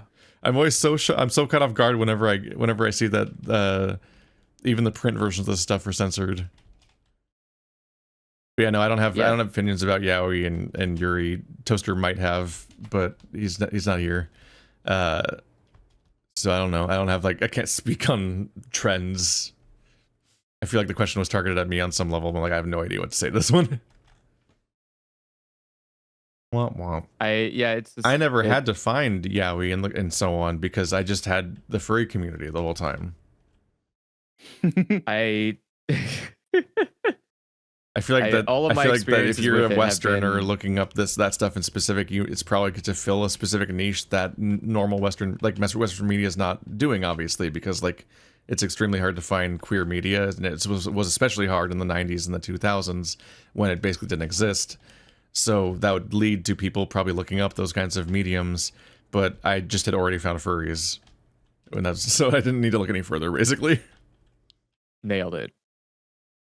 Yeah, I don't know. All of my experiences with it tend to be by random experience. Like I either watch an anime because I watch every single episode for everything that comes out every season. So I might have just encountered something and been like, oh, okay. Or it's just because it's something you need to read. Stuff that is, I don't know, like Nana. I'm still fascinated by that as a concept. The fact that every time anime comes out, you watch the pilot episode or the premiere episode of literally all of it, just the genre. Yeah. Not even genre, the medium. Yep. The medium, yeah. Yeah. It doesn't matter what genre. Yeah, no, you're like the guy that goes to like all of the film festivals. Yeah, like I imagine it's the sheer level of completionism, except for you haven't literally watched the whole shows because that'd be insane. No, yeah. Yeah, I don't watch all of them. I just give them all a chance. There are people who do, yeah. Yeah, and we don't hear from them. Oh, sure, there are. They never do anything else. So here's the thing: is that I know there's a lot of like anime YouTubers or whatever and Twitter people that do this, where they'll watch every single thing and they'll give you like a rundown of what's good. But I'm going to tell you right now, that is actually not good advice. These are people that you cannot trust at all. Anime, just like any media, right? You need to finish it in order to have a judgment about it. You can watch like, sure, let's use Uzumaki. It's topical right now. You could use Uzumaki as an example and say, hey, visually, this thing turns into potato shit. Clearly, it's bad. But the story isn't. Like, the story of Uzumaki is still good, even if the animation is shit. And so you have to like ask yourself, what are you willing to compromise on for what are things? You prioritizing? Yeah, because obviously, like, if we're gonna get down, especially like animation, oh, your animation looks like shit. Well, you don't want to go down that fucking route because that is a gun that everyone has loaded to their head about a thing that they like. Because I can promise you, there is no such thing as an anime stuff has janky animation in it in general. Because like anime. Because all of animation is all about cut corners, and like what's kind of funny about Uzumaki is like I actually watched it last night, but specifically I watched 3 episodes, not the full thing. Oh, okay. Specifically, I watched 3 episodes, and then it was time for us to stream. So I was like, "All right, Ka, see you all guys later. Enjoy the last episode, I guess. I got to go to the stream," and then the stream didn't happen, so I missed the last episode. Womp womp. Sorry, but you'll never know how it ends. I'll never know, even though I have the manga in my lap. I was like comparing them. It was very entertaining to check because like there's like it's full of very strange moments. Like there's very strange like every time you see a full body of a person running, especially men, they look really weird. There's a funny thing that because in particular the women are often more commonly used in horror scenes, and that might be why, but like there's scenes where actively the women are better animated than the men throughout the entire episode. Sometimes it's very funny. Like that is interesting. Like the first episode's impeccable. No, it's called gooning, and you just need to get on the level. It's called gooning, and it's art. No, it's probably because women have a large role in horror in general, but it's especially here. The stories they fixate on, the couple of men that are in horror stuff. Like the Spring Boy and the Slug Boy are pretty reduced in their role or don't show up that much, whereas like the lady with the drill hole on her face and the lady with the scary hair and all the women in the fucked up hospital, they like get the main plots in the anime adaptation. Yes, there's evil hair episode. I know. Oh, I don't know the episode, but I know Uzumaki's just like that. And Junji Ito's just like that because he's hilarious. He's an extremely funny horror author. I laughed out loud so often reading Uzumaki. Yeah, no, it's extremely funny until you get to very funny. The just upsetting hospital arc. Oh, the hospital arc is genuinely upsetting. The mushroom everything was yeah. Oh no, the baby because it's full of babies that are regrowing their own placentas because they want to go back in the womb, and there's a doctor surgically putting them back in the womb, and also everything is using spoilers for Uzumaki. Mosquito imagery and stuff, and you're like, please, that was the absolute worst. That was I still laughed because obviously, but that was very perturbing. I think that height, because after that it's the whole. That's all that's left until the town just is fucked. Basically, this town, yeah. That's more or less there. What's wild is that you watch the first. My hot take. I have two hot takes about the Uzumaki show. Actually, it's like one. The animation isn't as bad as Twitter would lead you to believe because they're memeing it. Like, what if you're primed by Twitter to think the animation's going to be bad? Like, I'm not saying it's amazing, but I'm saying like if your expectations have been lowered by Twitter, you're going to be confused a little bit when you watch it, and it's like mostly all right. Because like Andrew said, it looks horrible. Like how a lot of anime already looks, including the stuff that's supposed to be good. Like, there's a lot of good stuff. That, don't go in expecting don't go in expecting the Naruto lake fight, but like it's not going to be like full on like, oh my god, the whole art style changed so it could go crazy. It's like it's not the Digimon movie, but like it's all right for the most part. But there are like, what is funny is that every now and then there's an extremely funny moment where you're like, mainly it's like there's a series of men where like there's a series of scenes where like men will be like running down the street or something from like a kind of high up angle, and they're small on the screen, and it looks like they slightly contrast with the extremely textured backgrounds and stuff in a way that makes them look like a 3D model just running across the screen. You're like, like it looks because it's like. And to some extent, they look weird even in the good episode because, like, it is a rotoscoped art style. So, like, it's weird looking kind of all the time and a little uncanny. So that just primes it to get even more funny looking and strange when it starts being made faster and cheaper. There are genuinely mistakes. Like, Ka paused on the scene where the couple is running down the stairs onto the beach in, like, the second episode, which is, like... And everyone makes fun of all the funny people running and how funny they look, and like how half of them are running at the wrong angle and stuff because they're clearly just being copy pasted and stuff.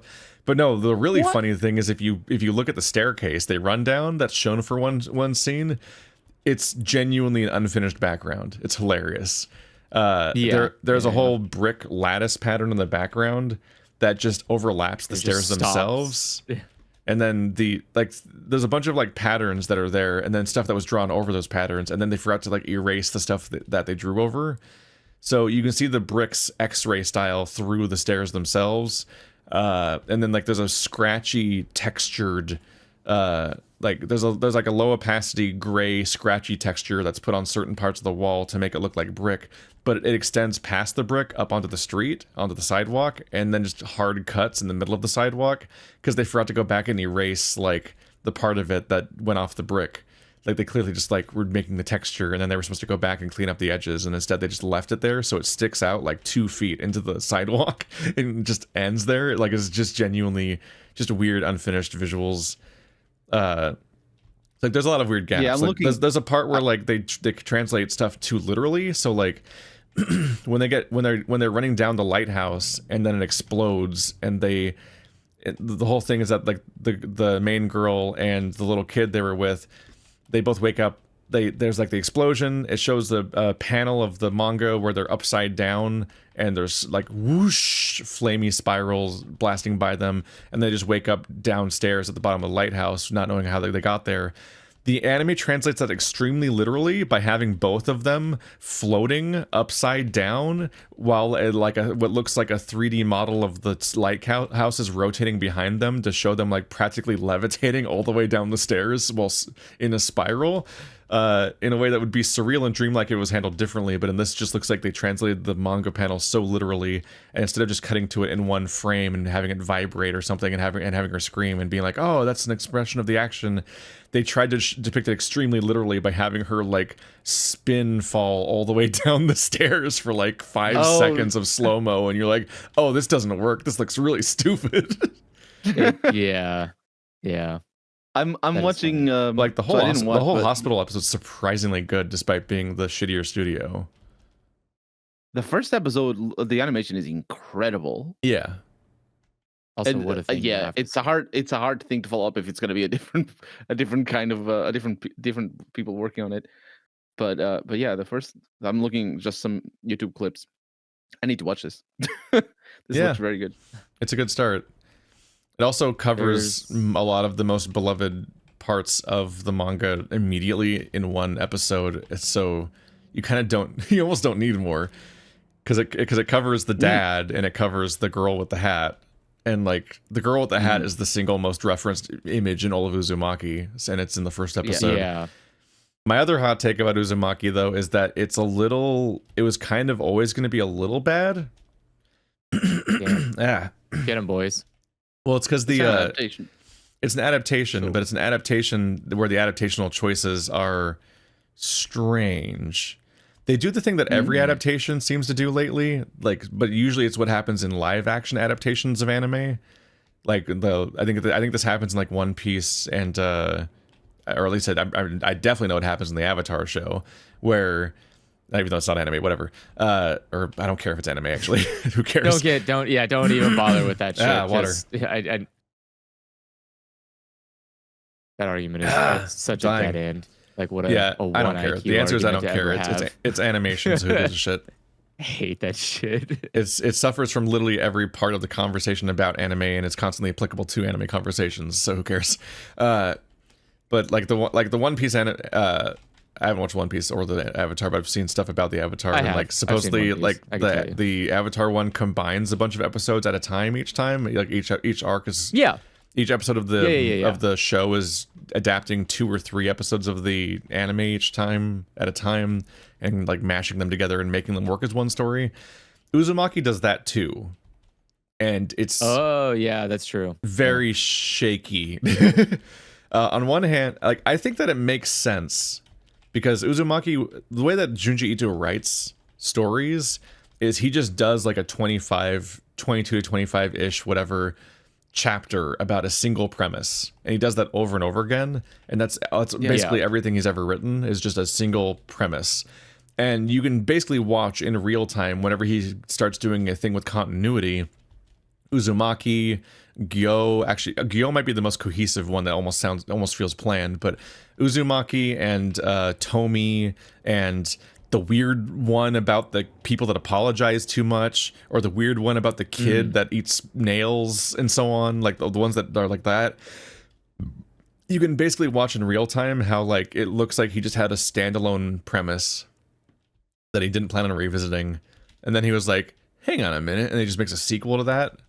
and then he makes a sequel to that, and then and suddenly there's like 30 chapters about one that are kind of iterating on each other, but they're all standalone, and they all have they're almost always like literally like standalone chapters that just like set up a scare or a weird premise, and then resolve that in some way, and then move on.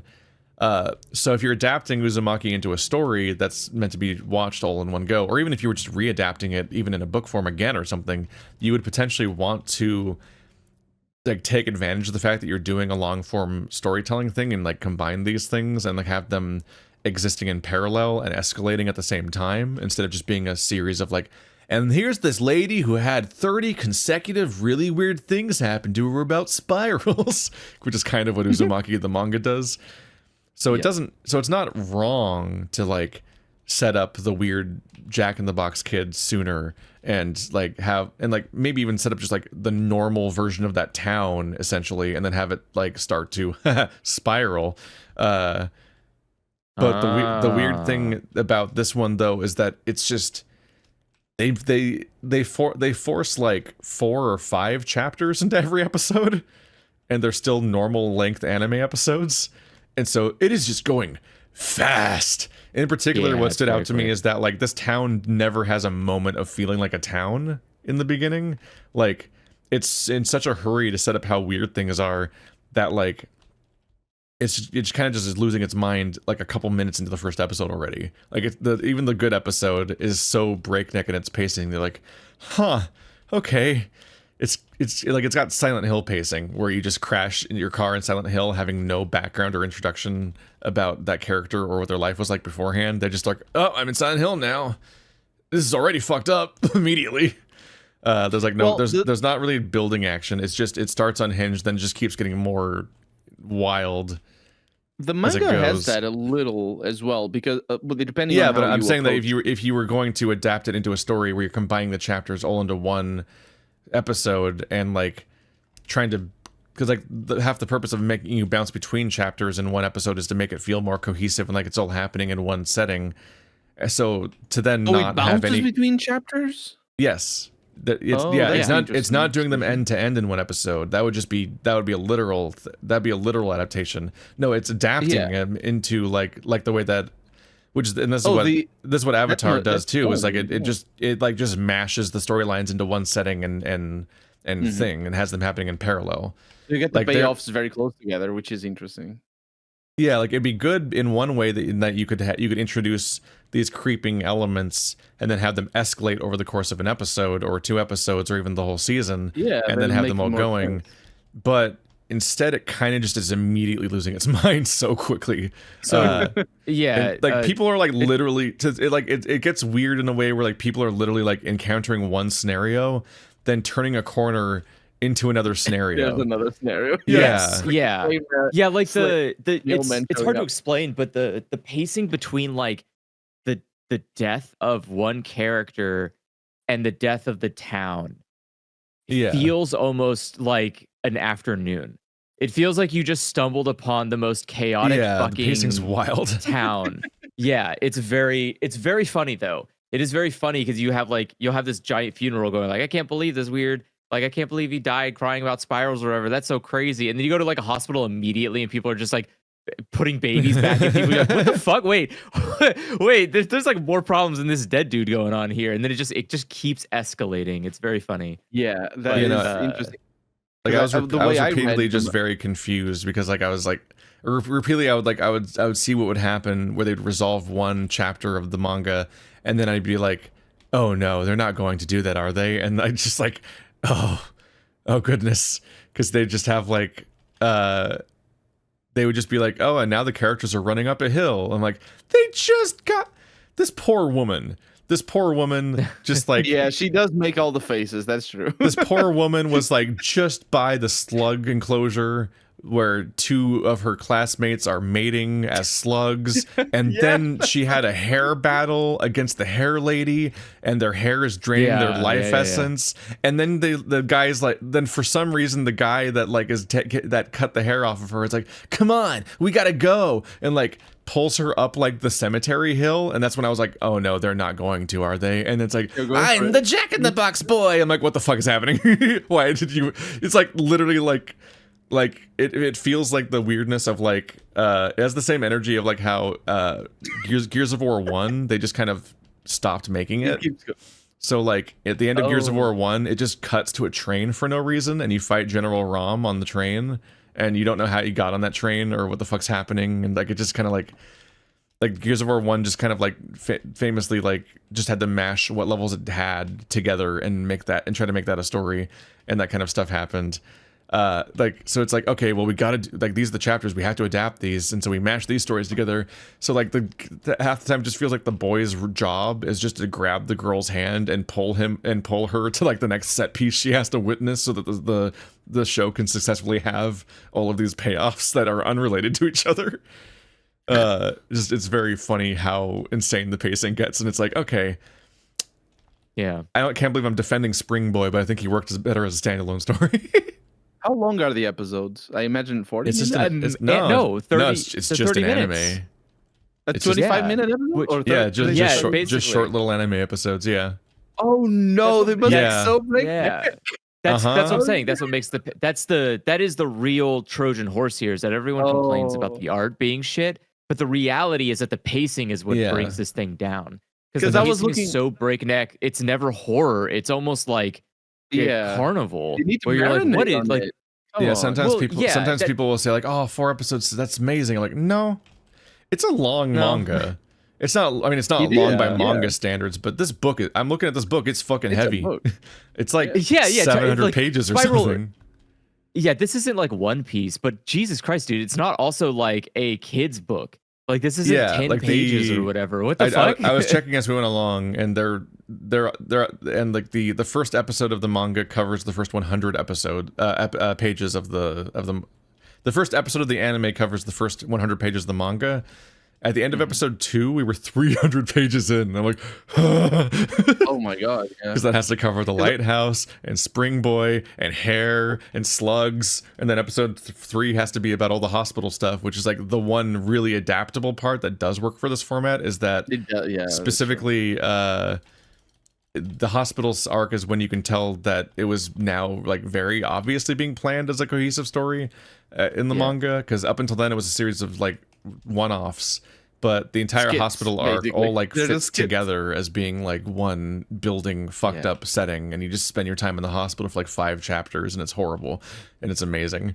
So that was always going to be a better episode, but like besides that, the rest of the show is like it's got a lot of adaptational sickness where you're like, I don't know if this was ever going to work in this format, to be honest. When you were talking about the animation, I kept thinking of Detroit Metal City, which also has this sort of manga inspired. Although this is a rotoscope, so it's a little bit different, but it kind of feels similar to a very artsy kind of animation. I don't know if you guys have ever watched Detroit Metal City, but they do have like I think it's like 15-minute episodes, and I don't know if that's because it's on OVA only or what's going on, but having maybe Uzumaki would be interesting to make into 15-minute episodes, like a 15-minute episode of every individual chapter or something. Oh, that would never get made at this rate. Judging by how this struggle to get made, apparently. It's because it's so important to sort of marinate on each thing and each scene. I loved that is the struggle, is that like inherently you see this like black and white art style and the characters that like somberly barely move and everything, and you're like, this seems like it should be a slow-paced anime, and it is a very fast anime. It's in a hurry. Yeah. I don't know. I think that must be. Those are my Uzumaki hot takes. Is that it was probably always going to be iffy, but like anything that has a distracting a big story to it about, oh, here's the big thing that fucked up, that becomes the whole story. and that means that people don't really end up touching on the way that it was probably already going to be bad. Whack whack. Wah, wah.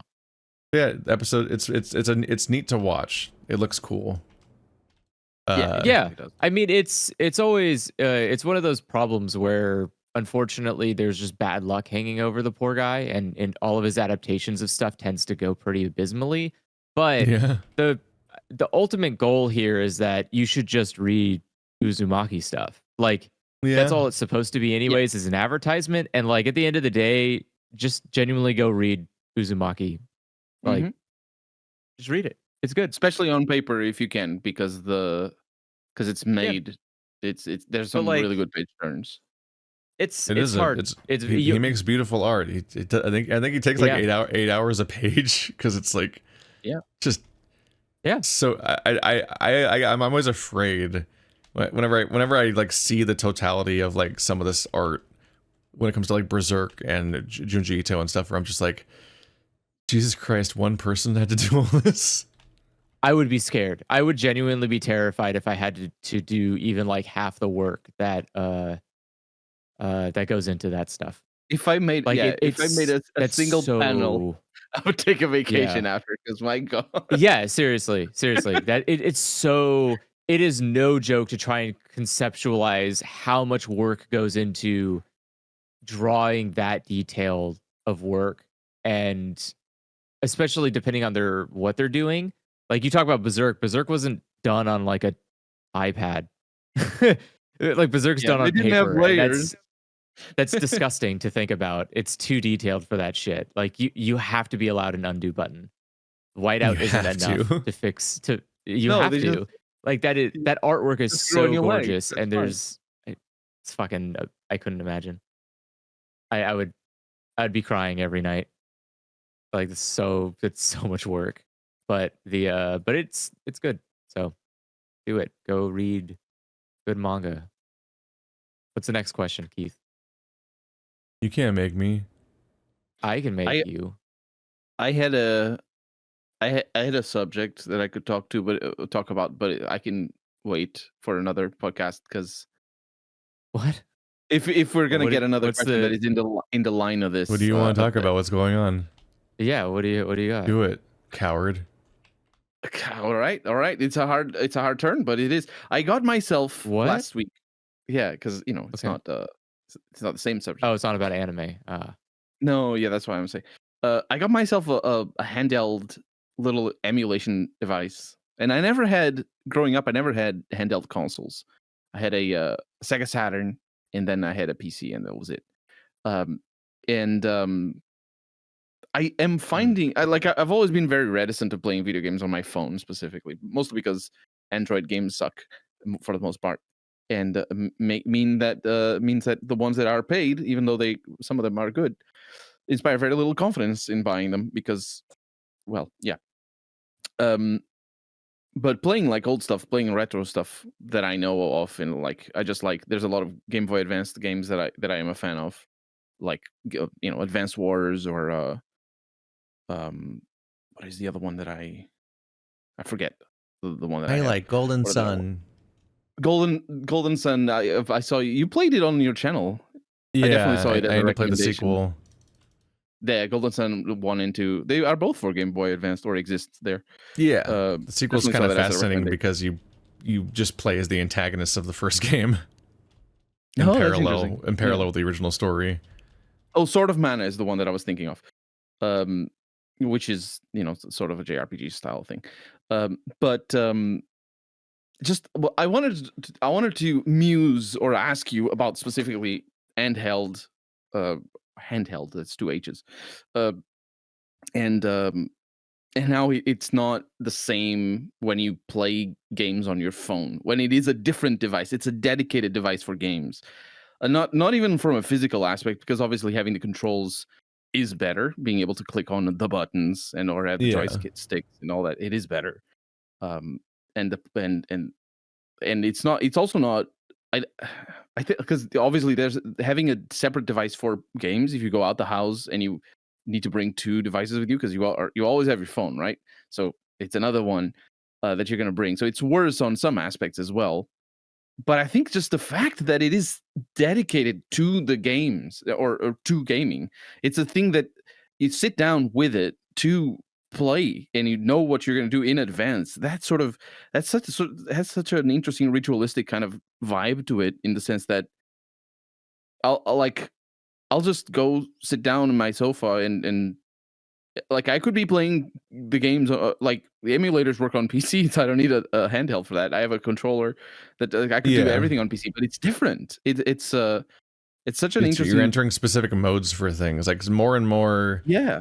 Like you learn how we used to have a life that was kind of built around that kind of experience, where you had to like go into modes, do different actions. Like you would go to your shop to work on your thing and blah, blah, blah. Like you would go to a place to do a specific sport or a hobby with your friends and things. Yeah. Like it's a similar value to how like Toaster talks about how like he got a device just for reading. It's like he just has I still like books. Yeah, but just the fact that he got a designated device just for reading, that's like phone shaped because that helps him read and so on.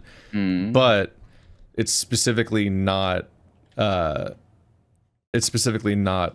his phone, because if it was his phone, then it would be trapping him in all these distractions and things. Because like what the struggle with modern life is that we've basically like actively we've put such a premium on like multitasking all the time, and like everything's multitasking. And what's like when we talk about like these games and stuff, like what part of the downside of phone games is the extent to which that they exist to be a distraction. They're there just to kill time as a concept, and to be a thing that you multitask with while you're like checking Twitter and stuff like that, like, and you're popping back and forth, and it's just like another thing that keeps you busy and feeling like you're doing stuff, but it's not inherent, but it's not like your destination, and that's what sucks about it on that level. Yeah, it's like it's very different just to like have a dedicated device and be doing that specifically all the time, and like it puts you in a different mode entirely. Yeah, the tactile, that makes sense. The presence of something that is different makes it not a continuous experience, and I think that is so interesting, because for me, games have always been a continuous experience of you know, I play a game. Growing up, I would just have the shortcuts on my taskbar, so at any moment I'd be on PC, and on my PC I'd be able to just boot up the game and launch it and play. And that's how that's how you normally play PC games. It's a sort of a continuation. If you game on your work PC, that's a continuation of your experience of the not even of the computer, but what you're doing. You're just sitting at the PC, whether you're browsing Facebook or playing video games. It's you're still there. But just having a different physical device is so interesting, because I think I think that may be like a fundamental appeal of console gaming is the fact that it's a different thing that you're going to do. You're going to sit down at the TV and you're going to play. And I never thought about it. You're isolated and you're separate. Yeah. I've been thinking about this stuff a lot, but it's mostly because I'm trying to write and stuff like that. And while not getting a fucking ADHD assessment still. So I'm sitting here like trying to figure out how to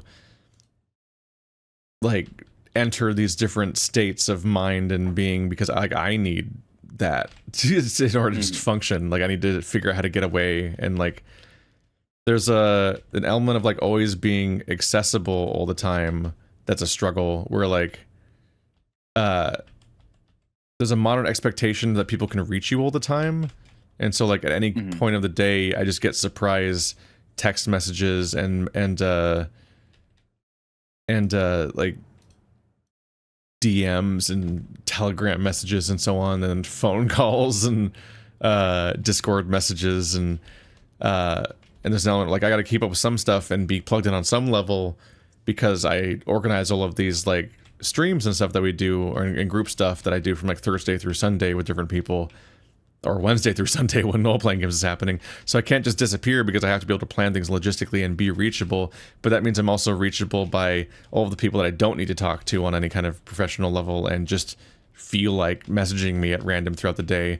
But then every single time that kind of like message happens, it's also potential like way of being hooked in and being like, oh, I'll just like check Blue Sky real quick, and then suddenly you're like, you've looped through all of your feeds that you check, and like suddenly it's like it could be like suddenly it's 5 p.m. and you haven't done anything today. And you're like, what the fuck? God damn it! This wasn't a good use of my day. I didn't like this. I think the problem is that there just isn't any sort of structure to it. There's no consistency in like times of availability or things like that. There's not. I don't know. It's the parts that I guess you could argue corporations make better about working, is that when you work at a corporation, there are set times for everything generally, and those set that's the thing is that like a lot of YouTubers just like end we're up talking about for video games or reintroducing whatever. like a lot of YouTubers end up reintroducing The Office into their life because they need to like go somewhere when they work in order to function, because otherwise they're just going to be sitting here at home and they can't work at home. Like they need to go to the office. So they give themselves an office. I find that the place is also a very easy thing to. I don't do that with my PC because it's a desktop, but just like for reading, like I have a place where I read this type of book, and I have another place where I read new things, basically, because the place is as important as the thing that you're doing, I think. So, yeah, but I was just very surprised with just how effective it is to how much more fun it is that it's a different thing, like it I don't know, maybe it's because it's just a better suited device, because I have a Steam Deck as well, and I play it very rarely at home. I only use it for traveling, and it's a bigger device. It's good for gaming, like it's a good gaming experience, but it's not, but it's more immersive, so it sort of detaches, like it's I'm more detached when I'm playing on my Steam Deck. I'm more detached from the device itself than I am with a smaller handheld. Like if it's a Game Boy, or if it's like a Game Boy Advanced, something like that. Those are tiny. They're small, so you're always absorbed in the fact that you're holding on to a thing. And yeah, the phone just being a notification popping up or ringing or whatever. It's good to have like more friction, more like distance from the stuff that would get in your way. Like I really don't like using my iPad for much besides like the one thing I'm currently doing on my iPad. I actually I don't think I even get like notifications on my iPad really that like pop up on the screen while I'm using my iPad that aren't just me to the current program I'm using, and that's great. So like I think this thing technically has internet access and can launch like Twitter and Discord and stuff, but when I'm sitting there typing or something, that's all I see. Like nothing else comes up on my screen, and I'm like, oh my god, this is so much better, because like nothing will come in. So like when I started doing the Beast Complex video essay like 3 or 4 months ago or whatever the fuck, it was when people were on vacation and I had the house to myself. So I went downstairs and I was just sitting on the couch, which I never do because there's too many distractions otherwise, because like they'll be watching something and I'll always be hearing something. If there's any kind of like continuous voice playing, that I'm just gonna be thinking about what that voice is saying, and I won't be able to read and I won't be able to write and so on. But I had the space to myself, and I was away from my computer and out of my room, and I was in like a separate writing space, and I got so much more done in that situation. I'm like, motherfucker, I'm so immediately frustrated that I can't have this 99% of the time, because there's just like I can't like go somewhere to write for the most part. Like it's not really a thing I can usually do, because there's just nowhere else in the house to go that isn't occupied by people. Because the experience of renting a room in somebody else's house is that you have your one room and that's the one space you have, and everywhere else is going to be immediately not even totally communal. It's like more like it's just dominated by the people that live there that actually own the place. It's like their stuff will take up all of the neutral area, and you're just kind of like you're always just like a guest there essentially. And if those people are nerds who use their computer all day, then they're just literally always there. As opposed to people that like work and go out all the time. Wow. So it's like most of the house is functionally useless to me, and there's like not like good places to go to write that aren't like you can really do anything with. Like there's not. It's just like you just need to own property. A cabin in the woods or something. The extent to which Or a chalet the impact in the that has on writing itself is like it's wild to process. Yeah, like isn't it like a common story of, oh, this book was written when the author went on vacation to this one hotel, and turns out they just write the whole thing there in their living room instead of vacation. Turns out it's really helpful to do that. Yeah. And I'm not even only thinking of The Shining, because that was not even what happened. It's just an inspiration, but still.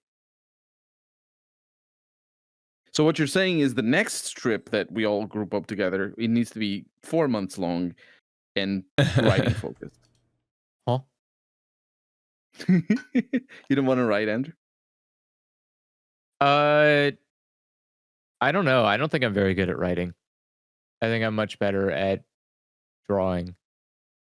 I have stories I draw out, but I'm not very good at writing. So I think I struggle in like just the text. Department. Yeah, it's very difficult to write, or for me I find it very difficult to write believably, if that believability. I don't know. I like when I read my own writing, I can't suspend my disbelief in believing what's being said. It just feels, I don't know, feels stiff and not interesting. There's like language is just like art. There you get better at weaving or making a sentence sound better or more interesting or engaging. And I just don't feel like I have that talent with writing. So my when I read stuff that I've written, it's always flat and boring. But yeah, I envy the people who are capable of making kick-ass sentences.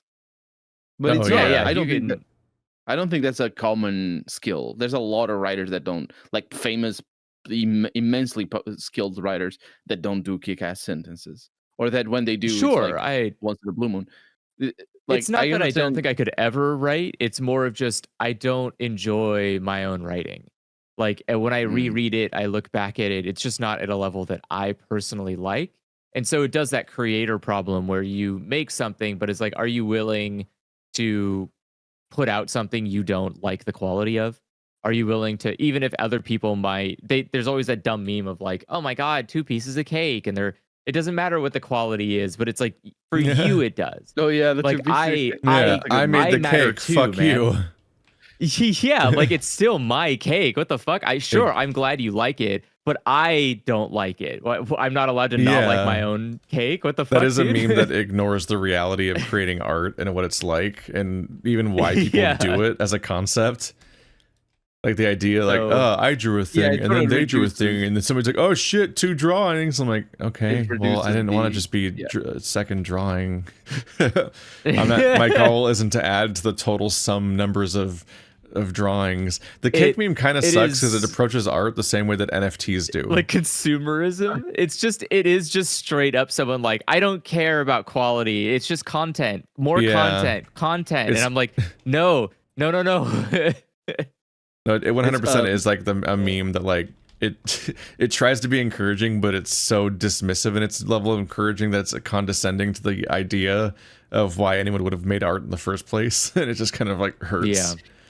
Yeah. I wrote. It sucks, I think I wrote my only ever kick-ass sentence, and I promptly forgot. I wrote in a YouTube comment the other day about precisely this issue, because that's the issue with AI art being understood as art, not considered. That's a different thing, but being understood as art by so many people is the 2 pieces of cake issue. Is the detachment. It's the message without. I'm not going to try to paraphrase my sentence, but it's like a message without a sender isn't really a message, and the same thing as a painting without a painter isn't a painting. It's not that it doesn't resemble the same thing. It's just that the meaning of a painting is that you see the work of a person, And the meaning of a sentence, of a message, is that you see the message of a person. And that's what art is. It's the communication. And even if you don't get the meaning, it doesn't matter. There's a person, and you know there's a person. And it goes for the cake as well. It goes for, I mean, obviously that's a metaphor, but still, it's the entire like experience of interpreting what this art is completely null the moment it's not actually interpretable because it doesn't have a purpose. You can't do that on AI art. It's interesting because it's such a tangible experience of like looking at a painting is interpreting the meaning behind it, that it's fascinating that so many people just do not miss that. And obviously because they don't go through it, they don't try that. They just haven't been engaging with art in an interesting way to begin with, so they don't notice when it's no longer art. It's very frustrating because people falling for NFTs in the first place was like the canary in the coal mine for people then going on to not give a shit about AI art and also be like, yeah, no, it's just art. Yeah, it's pretty. I don't care. No, it's like what? But we're doing a thing. The whole point of this thing is that.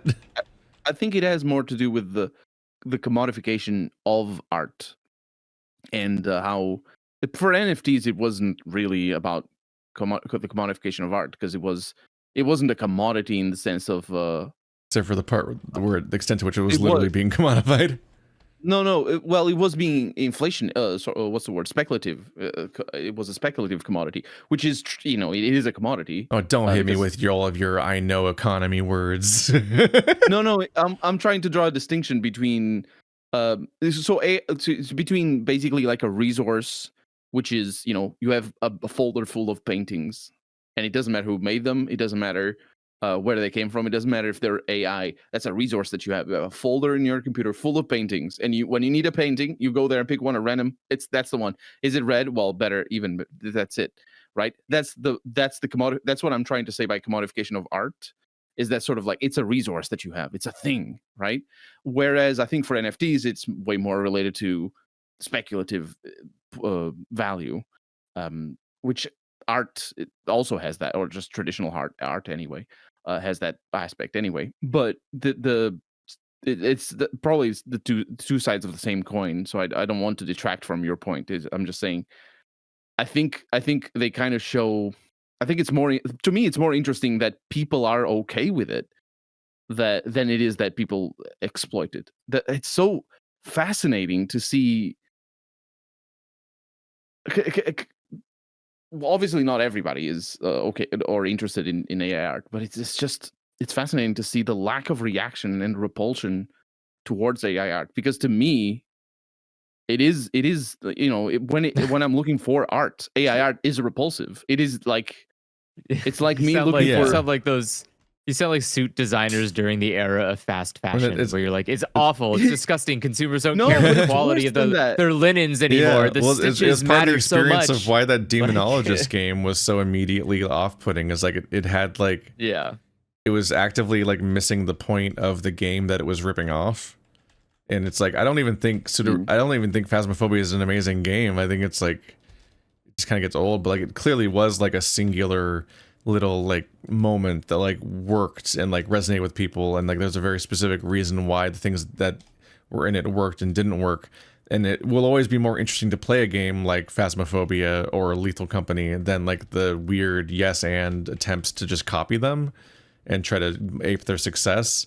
It's like that game was so off-putting because it was just a copy paste of a lot of what Phasmophobia did, but in like an embarrassing, like unnuanced and like eye-catching jangling keys kind of way.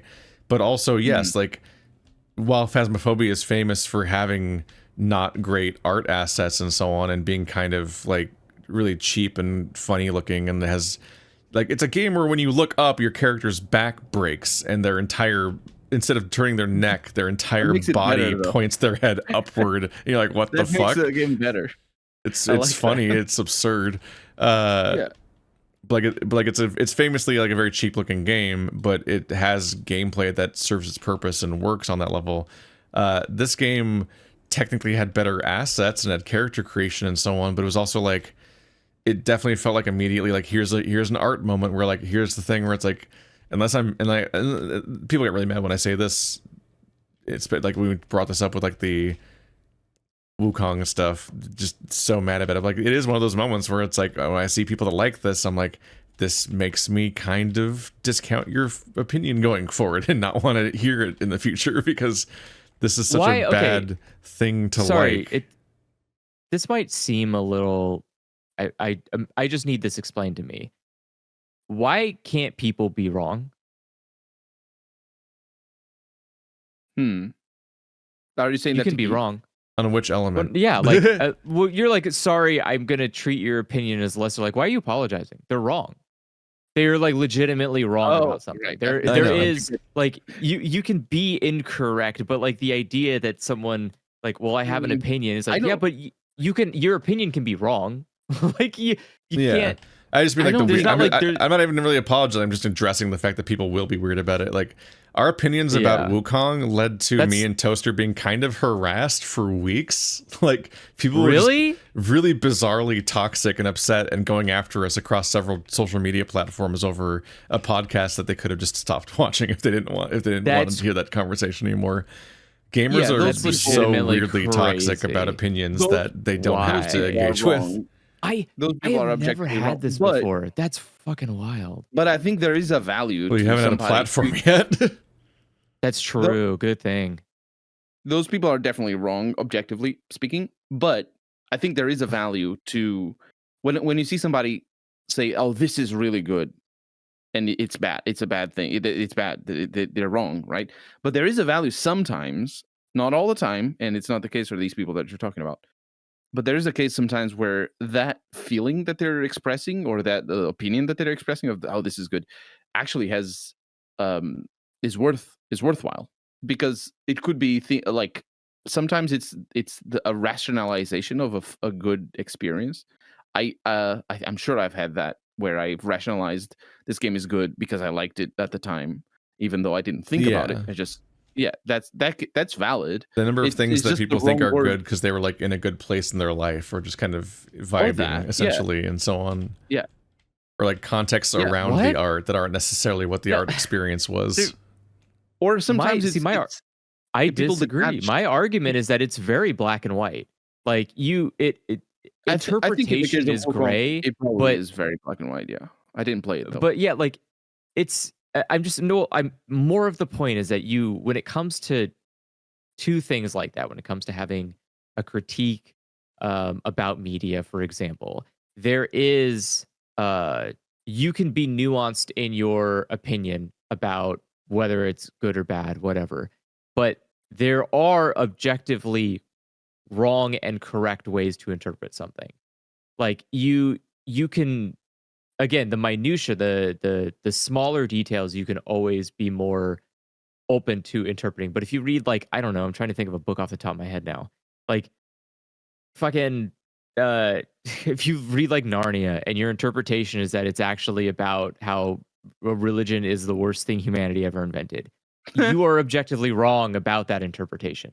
Like, that is absolutely not true. There's not any amount of like nuance or subtext you can grab from it that would bring about that answer. So I think that people will say things like that. There are people like Wukong, for example. People might make a stunning claim that like, no, actually it is like one of the best Souls-like games that came out. No, that's objectively not true. You can argue that there are elements of it that would be good. There's minute details that might be really good. But you cannot make such a big claim about that. And I think people can't handle that reality. Like, they can't handle the concept that there is a factual incorrect answer that they have. Like, it just always, well, it's just how I feel about it. No, it can be wrong. That's my argument. I think it can be wrong. Mm-hmm. I think people, I don't know, just. Yeah, I don't subscribe to much objectivity. I just believe in my own opinions and taste, and it doesn't even necessarily mean that it's like the most correct one. It's just very honest. It's just me being honest when I say that, like, oh, anyone who likes this, I can't listen to their opinions going forward in situations. Like that's just what that is. I'm not saying like you're objectively brain wrong forever about art and I have the answer to art and so on, because that's like there's like a hubris there, and I was like, no, it's just like this thing just has things that are so glaringly wrong to me that the people that like it, I'm like I can't interface with this anymore. Like it's inherently like, oh, this is it's like when I go back and I remember like I made a video about Ad Astra and it says Ad Astra is the best furry visual novel, blah blah blah, and like people get really mad about that on a regular basis. Like I get dragged on Twitter about that like every couple of months, and people get mad at it again. And it's like it's funny because I'm like, this is just the most milquetoast like this thing's really good title, and that's it. Well, it's also attached to obviously being like part of my like journey as a queer person and stuff, and that's like half the point of it, and that's in the title too. So it's like, yeah, shockingly, when I say that the name of it's on one hand, it's like one like on YouTube you can't have like weak opinions, like not even just like in general, but like just generally speaking, like when you title something, it has to like be worth clicking on. You're like, oh, this thing that you haven't heard of is kind of cool, I guess, or whatever. And it's also like my least successful video essay has several vectors where it might have failed. One, it's a horror video about a movie that people haven't necessarily watched, and not a furry video, which is what most of the people have been watching on the channel, blah blah blah. But also, like I said, like I titled it something like very accurate, which was like I think it was originally called like Unpacking the Conservative Meaning in Evil Dead Rise or something like that. Like I gave it like a very accurate title, and guess what? Nobody fucking watched it.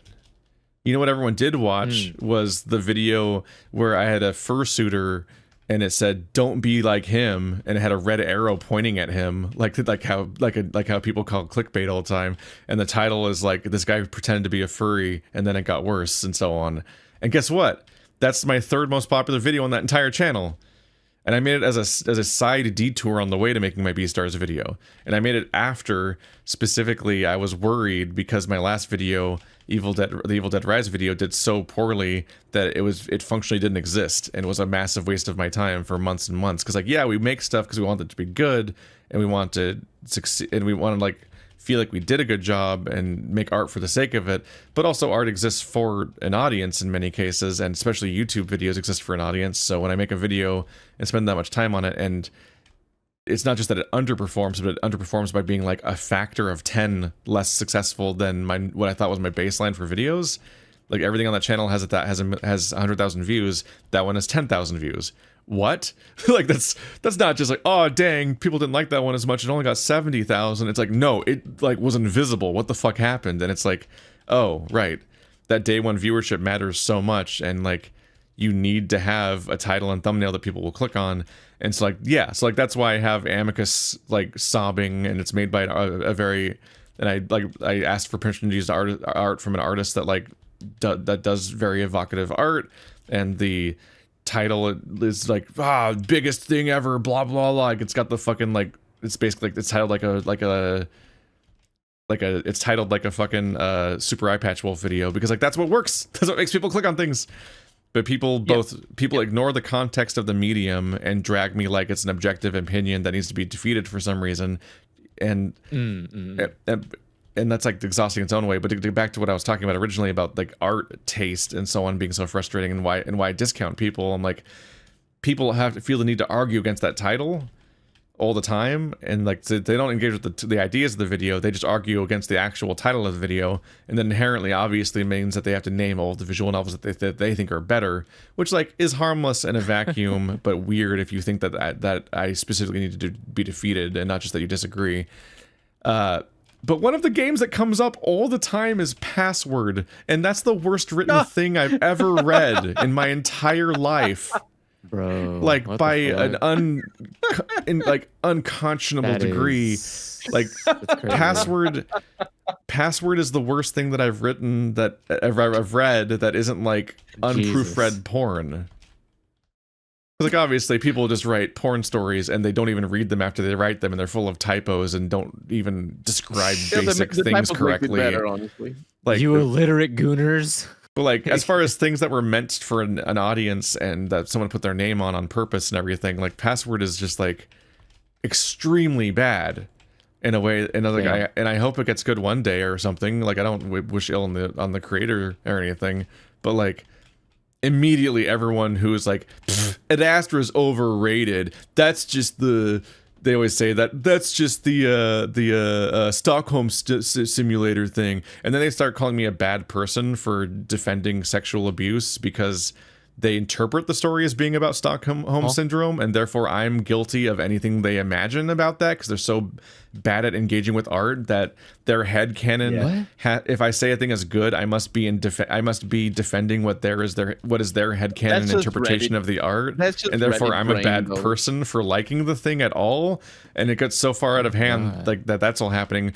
But then those same people are often the people who are defending Password, and I'm like, motherfucker, okay.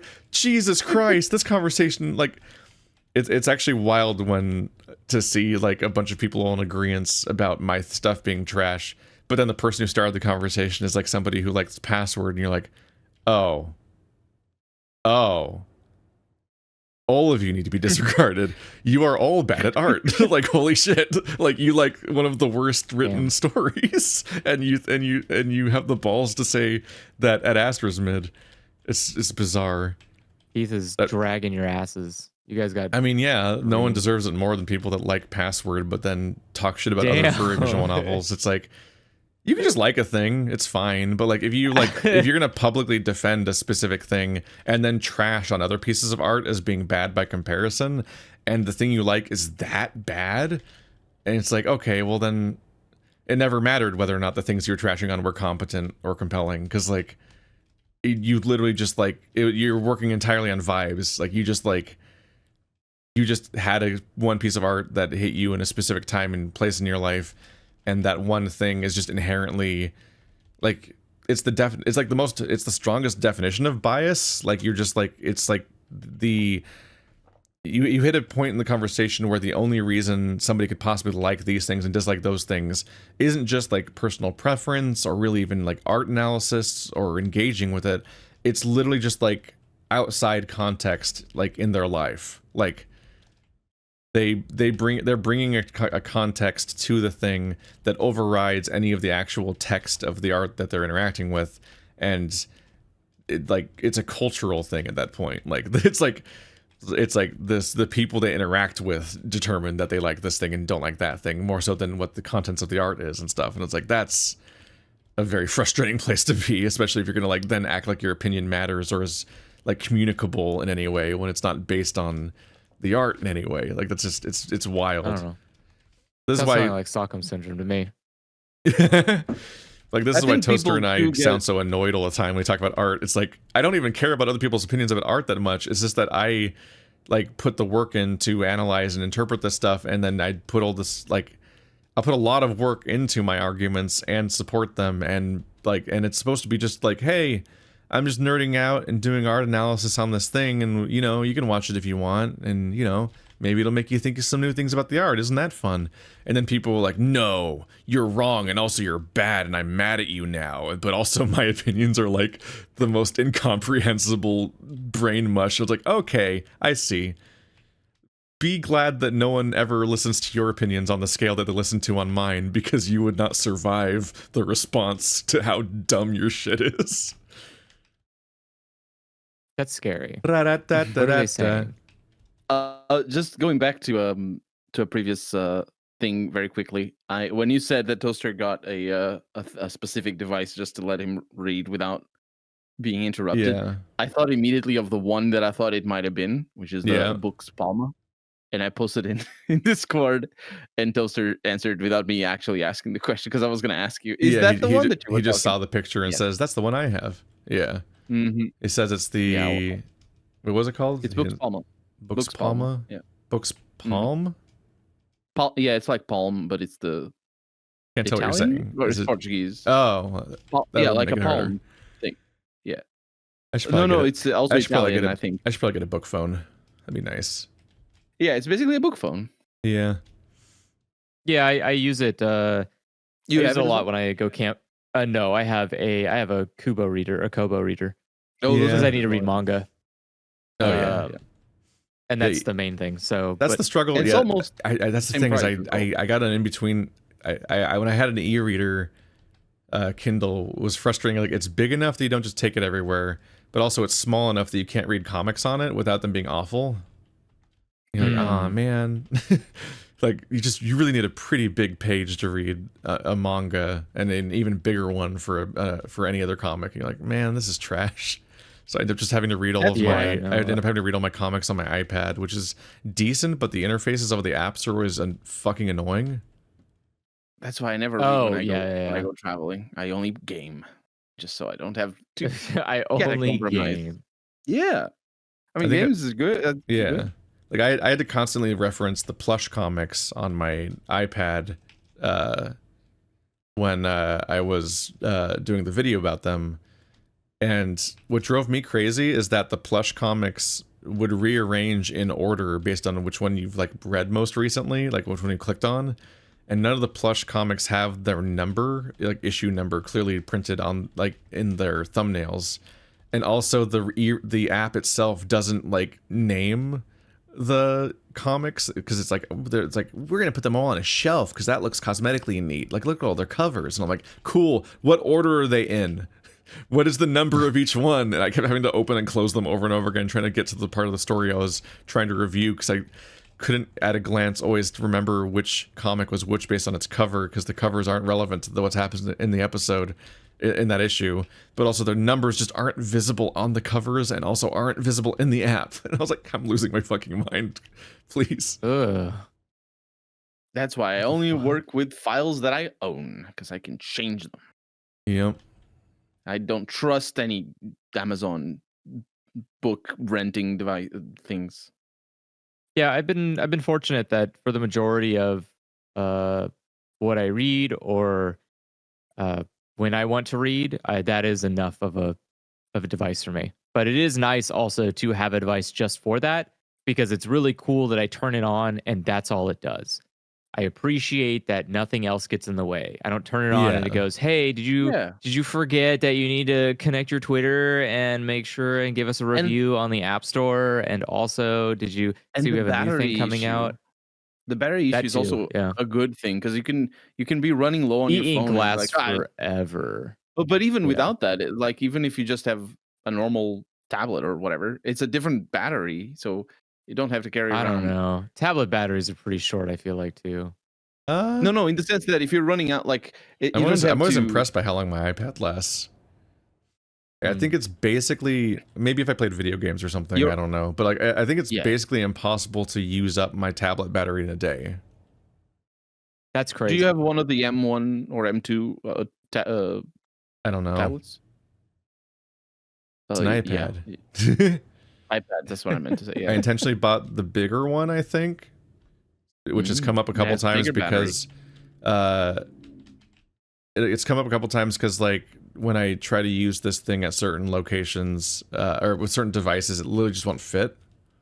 Like it's like, oh, right, I bought a thing for an iPad and forgot to check if it's actually sized for my iPad because these are not universal and this thing is chunky. I'll get like a keyboard that's meant to like hold it and it'll just fucking fall over because it's too heavy. No. But I got the big one because I wanted to draw. That was the point of getting it. Like I always find it neat that like I can rely on it for a lot of things. Like I can just take it on a plane and it'll just last the whole trip. And whatever stuff I have going on for all my entertainment I got going on. It never runs out of battery when I'm drawing like for hours and hours. It's the hard limit will always be that the stylus will run out of battery eventually, and then I have to take a break and like magnetize it to my iPad to recharge it. And like, well, gotta stop doing this for 20 minutes while the stylus recharges. And then you can charge the iPad anyway if you're not using it. You don't need to. Yeah, because that's. And I'll go to bed like running YouTube videos, and I'll just like I'll launch the YouTube video, then like lock the screen so it's black, and it'll just be playing the audio of the YouTube video until it ends while I'm sleeping. And like I'll check my iPad in the morning, and it'll be at 100% charge. That's wild. 100%. Yeah. Well, but it turns is. off like after an hour. So yeah, it would be 100%. Well, it's just that it'll go into the view. It'll be playing audio until the YouTube video ends, and then it'll be like probably functionally in sleep mode.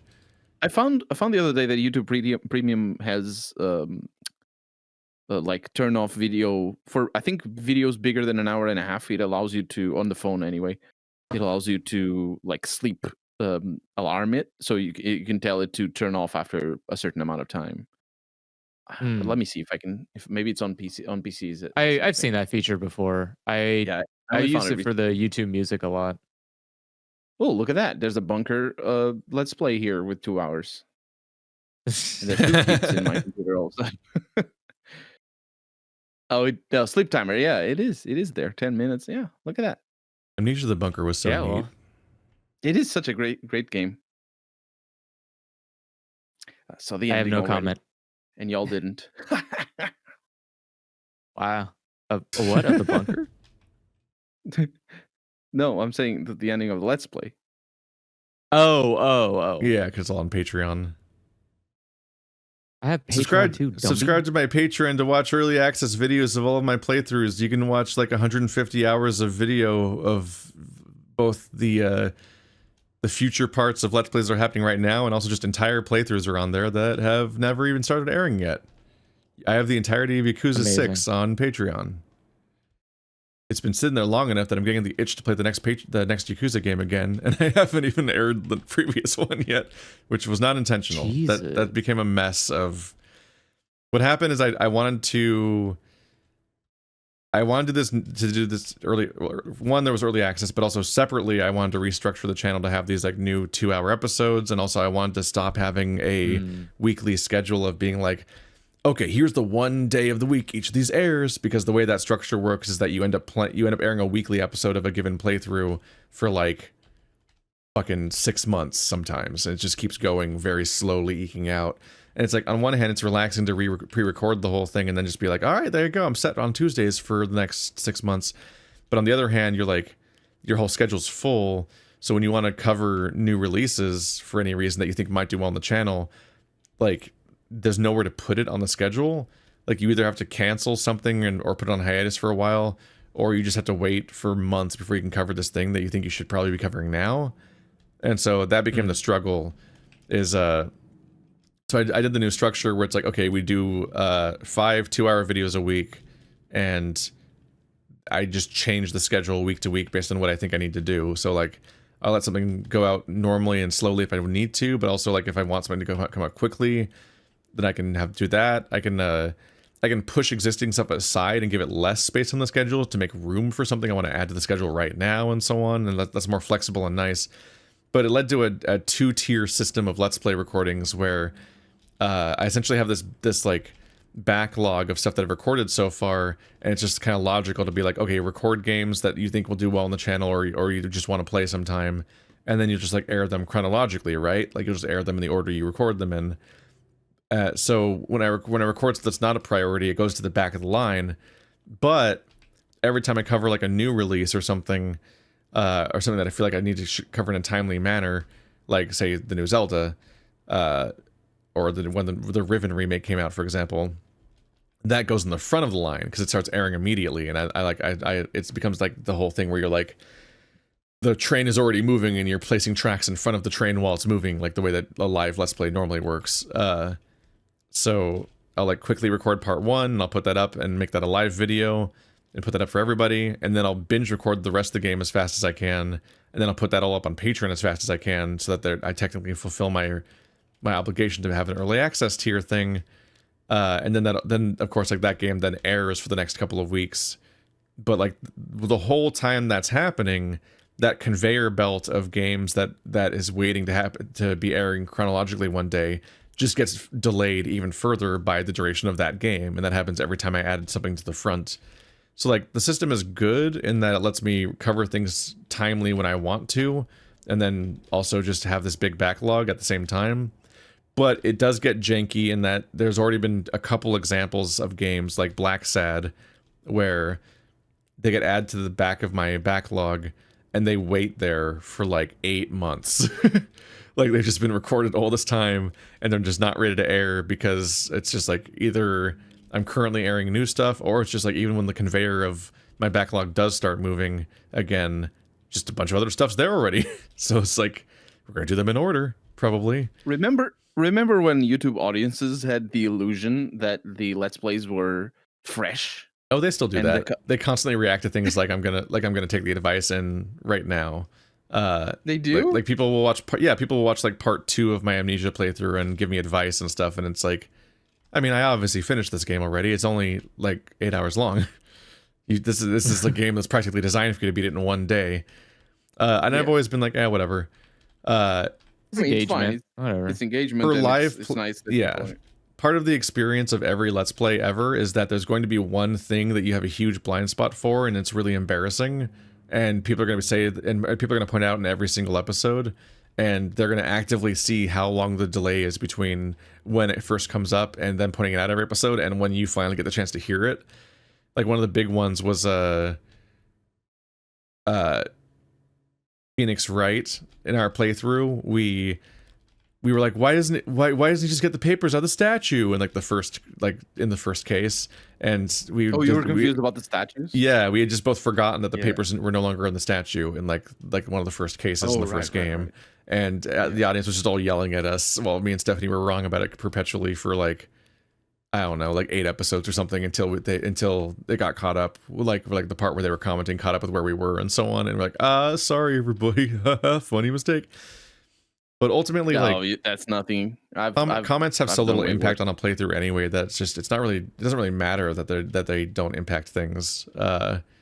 The fact that they could fix the one glaring mistake you're making just doesn't really make up for the logistical strain of trying to do things borderline live and so on. Like most playthroughs would be worse if you were actually recording them at the pace that they're coming out at, because you'd be forgetting way more because you're playing the game so slowly. It's like binging the game is generally better because you're going to remember where you were going and what you were doing and what the mechanics are. And you're not going to just like do the thing that happens when a Let's Player takes a month off, where just like an entire mechanic falls out of their brain and then nothing in the game's going to remind them they forgot about that mechanic. So they're just going to stop using the mechanic for a month all of a sudden because they took a break and didn't think about it again. And then whoops. So that those people almost never had that strong of an impact on a playthrough anyway, but it is funny that now it's so far removed that my entire playthrough might be recorded before the premiere happens, so they're extra irrelevant. But hey, everyone leave every nitpicky comment you want. Who cares? It's still... These podcasts are recorded very fresh. You wouldn't believe. But all the comments make the videos do better anyway, so who cares? Yeah. If anything, people being kind of annoyed with you is good for your livelihood as a YouTuber. If and now you understand why the world's the way it is, because being negative is what's most financially lucrative. That is how the world works. You're welcome, everyone. Yeah. I hope you enjoyed our explanation of why Yuri is bad. Anyway, that's what this podcast was about. It's true, guys. You can't keep reading this stuff.